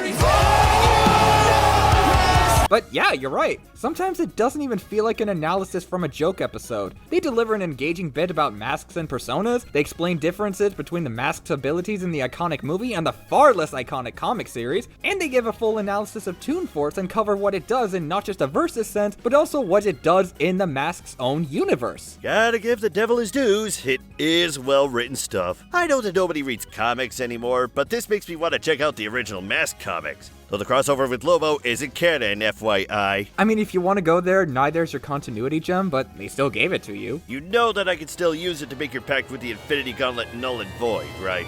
Do it! Snap. Oh, thank you! Now I can equip the continuity gem to my gauntlet. That is some dumb hacks, NGL Wiz. Please give me some, hatat hacks. Oh, jeez, did I make that mistake in the script? Yep. You did. Well, only patrons can judge me for it because no one knows if he was telling the truth. We'll figure that out later. Let's talk about the fight right now. I just noticed that you pretty much use that as a segue for every episode. It starts off with... Wait, how did it start off again? You say that there was no budget for a background, but what happened? Well, I can't legally talk about what happened, so I kinda had to just ad-lib an excuse on the fly. I wasn't even supposed to call attention to it, but I guess Rooster Teeth had no issue with that. Okay, that's... Here's what I would say, but I'm no longer under NDA, so I don't give a crap anymore. One of Red vs. Blue's lead machinimators, Kyle Taylor, found the mask under the basement floor of Rooster Teeth's headquarters, and he started killing everyone. Although he sounds more like Kyle Iggy for some reason, but still, Wiz and Boomstick gaslit me into taking him down. Wait, why'd they gaslight you? Bro, did you see him make all those guns from a few balloons? Penis metaphor! I really hope that's a callback to the micro-penis line from the prelude. Oh, enough about that!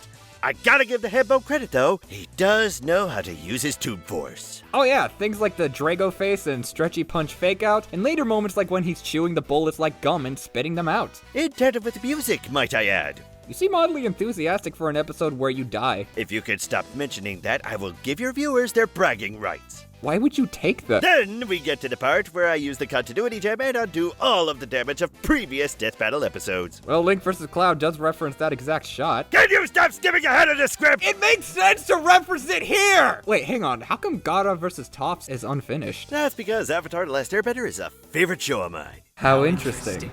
But for real though, this has something to do with Zach being unable to finish the drawing. No, that's because we accidentally broke the budget. Guess you could say that there was some truth to my opening lines. God bless payoff. Amen, I guess. The live action bit is hit or miss, but I guess they never miss, huh? Knock it off. I know that you didn't like the bathwater reference, and I'm pretty sure that you thought the Fortnite stream was cringy too. No, the Fortnite stream makes sense. I just thought that the air horns were too loud. Yeah, they made us do that. We only made about 11 to 12 bucks at most. Oh, so that live action Deadpool was you? I thought that was Sam underneath the costume. Same difference. Anyways, we get to the final showdown. Hambone says that he's immune to the continuity gem, and then... they made me do a lame parody of Part of Your World. Practically told me to sing it poorly on purpose. Much like Kurtwood's Shadow. Yeah, that is pretty cringe, not gonna lie. Wait, Wiz. Hey, I didn't mean to say wait, let go of me! I really meant to say Wiz. It just slipped out of my mouth. Don't act so hostile, bruv. Whatever. Just finish this review for me. For you? Okay. For that number, Kyle does this chilling line read that perfectly matches the cartoonishly psychotic dread that the mask can emit. Oh, Jack! I'm already wearing it!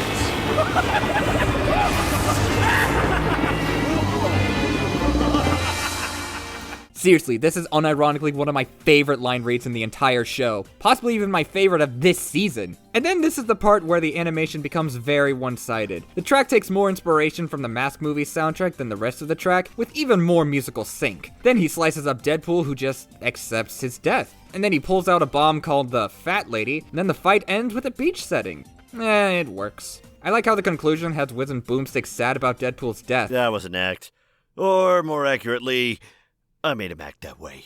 Wait, what? Want to know why they did this episode specifically? You mean that you weren't forced to do this? No, I agreed to it.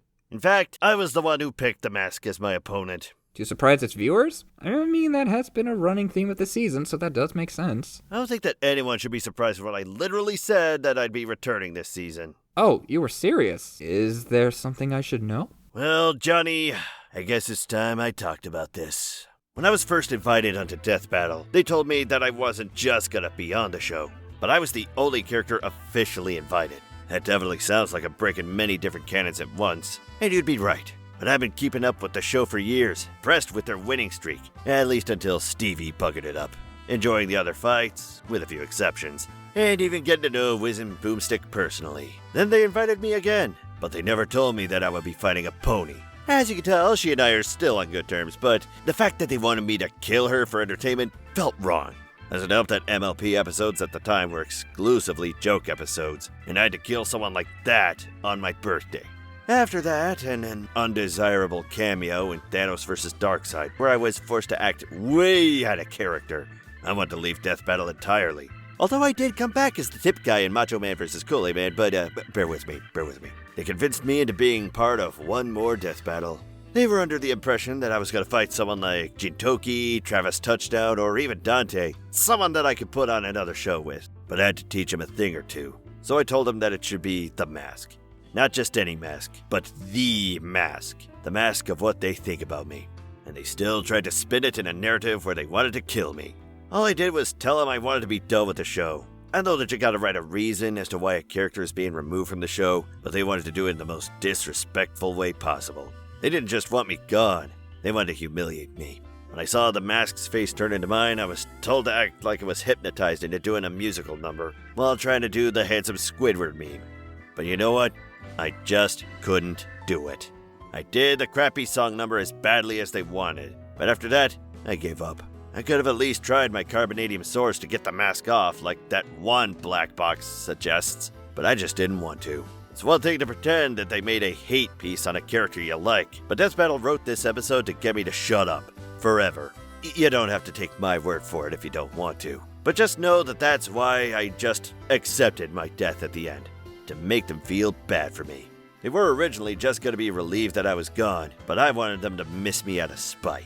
I did that because Death Battle can't keep doing this. Why do you think I downplayed Season 4 and didn't even think about calling out Season 1? Because in Season 4, they treated the combatants as functions. You can't keep treating characters like tools. I know that this is a versus show, but it's just no fun seeing two functions fight. It's like I said, Ghost Rider versus Lobo. No one's ever truly gone. Even if a character on Death Battle dies, that character's fans will never leave him. It's way more fun to watch characters fighting to the death, be it for a common struggle, a jerkwad cutting someone off, or even a little sparring match. But when I fought the mask, Wiz and Boomstick tried to make sure that I was the only person in the room not having fun. I felt like a tool, a stupid running gag for their stupid, shallow world building. It's more fun to be in a video that wants you around. That's why I like barging into your videos. You didn't just see me, you wanted to see me. You gathered the Infinity Stones just to banter around with me. Also, getting to kill Thanos again is always a blast. I know how you feel about this episode. Yeah, I'd probably give it a 79 out of 100. Better than your fight against Pinkie Pie, but not as good as your fight with Deathstroke. Fair enough. Either way, while we were chatting behind the mask's victory screen, I told Death Battle that if they ever wanted to see me again, they need to show me that they were having fun. Not just killing characters for the sake of determining who they think would win, but actually having fun. So I gave them a little gift that'll hopefully change their ways for the better. And you can feel free to take a look at it if you want to. Until then, unless you need me for Macho Man versus Kool-Aid Man, sayonara, Johnny boy. I'll see ya when I feel like it. Bam. A finale to rival Goku versus Superman. I'm interested. Oh!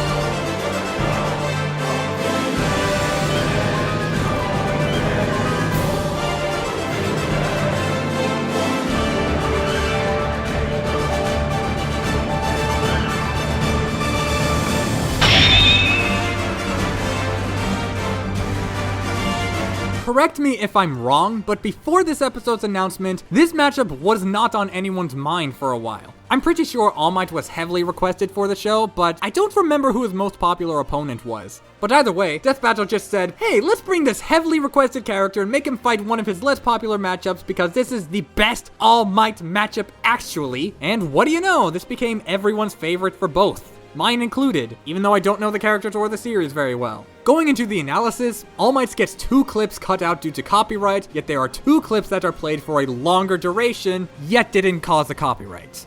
YouTube's copyright system is a f***ing joke, changed my mind. Aside from that, and I guess some of the lame jokes, All Might's analysis was amazing. Starting off talking about quirks and how Toshinori was born without them, but used them to inspire others. Most notably Izuku Midoriya. And then they point out his attack names being a nod to America creating the superhero genre. Very intriguing. And even Boomstick singing American songs doesn't sound nearly as cringy as it could have been. How in the hell is that possible? And then they ended off with the time he passed down his quirk to Izuku, saying that he was a person who also had a smile on his face. Pitch perfect ending note right there. Which is even better when you realize that before they say the name All Might, they call him a hero with a never-ending smile on his face. Seriously, thank you. Mwah. Might Guy's analysis was basically the same level of quality. It starts off by name-dropping Rock Lee and then uses him as a segue into discussing Might Guy. And it even has one amusing joke about Might Die. I like that. And I wholeheartedly admire how they cover the 8 gates. Starting off with how the 4th gate tears away his muscles, saying how the 7th gate would be fatal for most ninjas, and then saying how the 8th gate has his aura made of his boiling blood, and how he would have died after using it had, Ninja Jesus not shown up? Okay, sure. But even then, he was handicapped from that point onward. It's yet another pitch-perfect analogy that lovingly dissects how much pain he had to push himself through just to overcome his weaknesses. And then it gives hope by saying how he already found a worthy successor. Makes you wonder how he's voiced by a guy named Dick Splitter.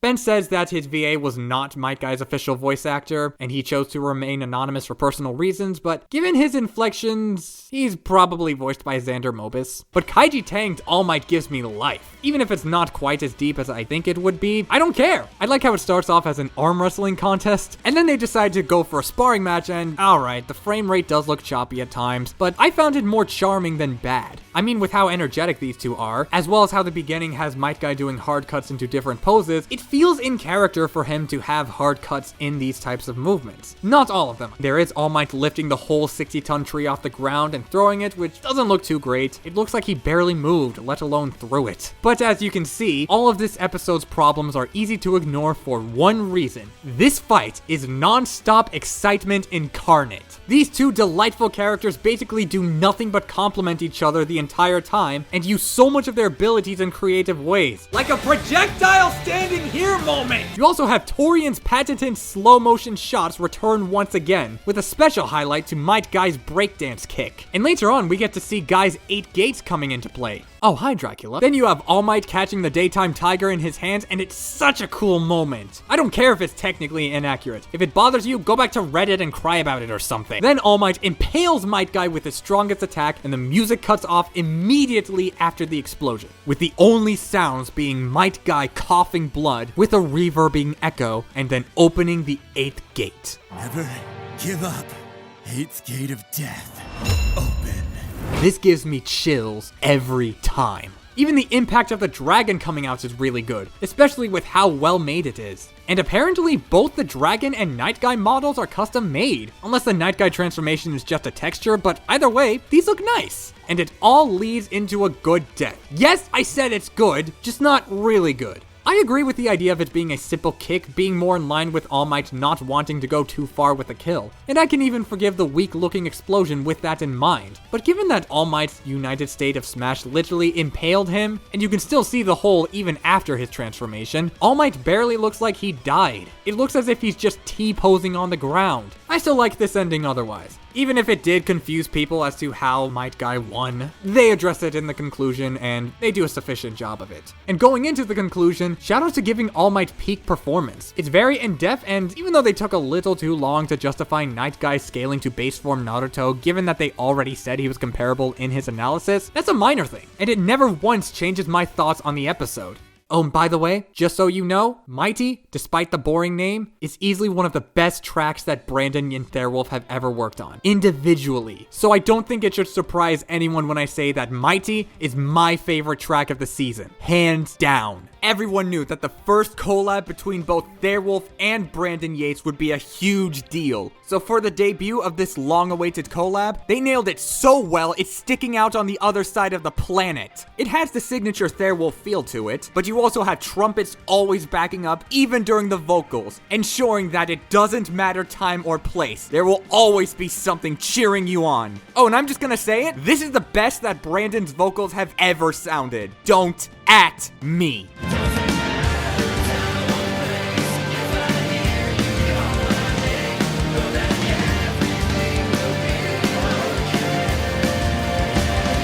Even the lyrics have a brilliant flow that you wouldn't see in any other track, not even Fight Like a Devil, which yes, I did say is my favorite death battle track, and I still stand by that, but this is a close second. Is it really that much of a surprise? Despite everything I've been saying, I was expecting a finale to rival Goku vs. Superman, but I'm not gonna sugarcoat it. I did not get that.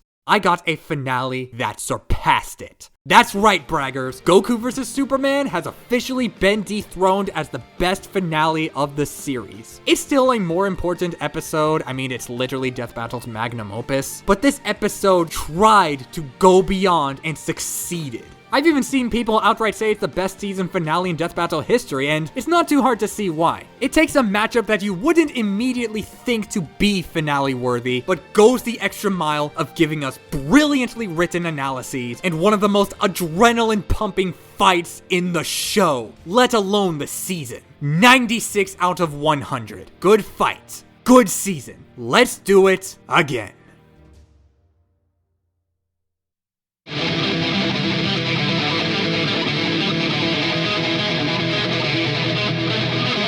Alright, so contrary to what you might be thinking, I don't usually like hearing myself screaming angrily for several minutes straight. I know I do that a lot, and sometimes I genuinely can't help it. And it never takes away from any of the videos, but at the same time, it's often difficult to stay happy at points. But with that said, Season 6 is currently my favorite season of Death Battle. Season 2 is perfect nostalgia and chaos, but not all of the chaos was enjoyable. Season 5 is easily the best improvement of the show, at least for the time, but it had more low-quality episodes than I would have liked, even if it definitely compensated for them with its high points. Along with one other season that we'll get to later, this is the only season that gives me unadulterated joy that no other season has been able to give me. No caveats, no asterisks, and no setbacks. You can really tell with my season ranking. Aside from the one bad episode, which even then is still better than most other season low points, every episode of this season is either good, great, underrated, or a certified banger. Some people still have a few gripes with this season, and no matter what I do, I can't change people's minds, and I don't want to do that. But having revisited this season, I feel like it's an opportunity for everyone to at least try to be more optimistic and look at the bright side, myself included. Season 6 already adds a lot to the show. More ambitious animation styles and techniques, interesting matchups, an astounding level of consistency, and the most important thing, Season 6 is never afraid to have fun with itself. Not to mention, I believe that All Might vs. Might Guy is a beautifully thematic note to end the season. Death Battle, no, Screwattack, started off as a dumb little internet channel made by a guy who just started getting into the web show industry, even if it was just two guys yelling about Mega Man 2 being peak gaming or something. But either way, they didn't have too much experience, but they were given a chance to grow over time, becoming a staple of early 2010s media. Of course, the growth was awkward, often embarrassing, but it still inspired plenty of content creators, animators, and let's just say more for right now. Although unfortunately, Death Battle's massive popularity caused Screwattack to end, but to be fair, they already found a worthy successor in that of Rooster Teeth. A growth that, in spite of its embarrassments, was ultimately necessary. Rooster Teeth would carry their legacy with a new episode schedule, faster waiting periods, and even a new way of animating their episodes, parting the way to be a very special era of Death Battle that may or may not have gelled with every fan. You'll see why I say this after you subscribe!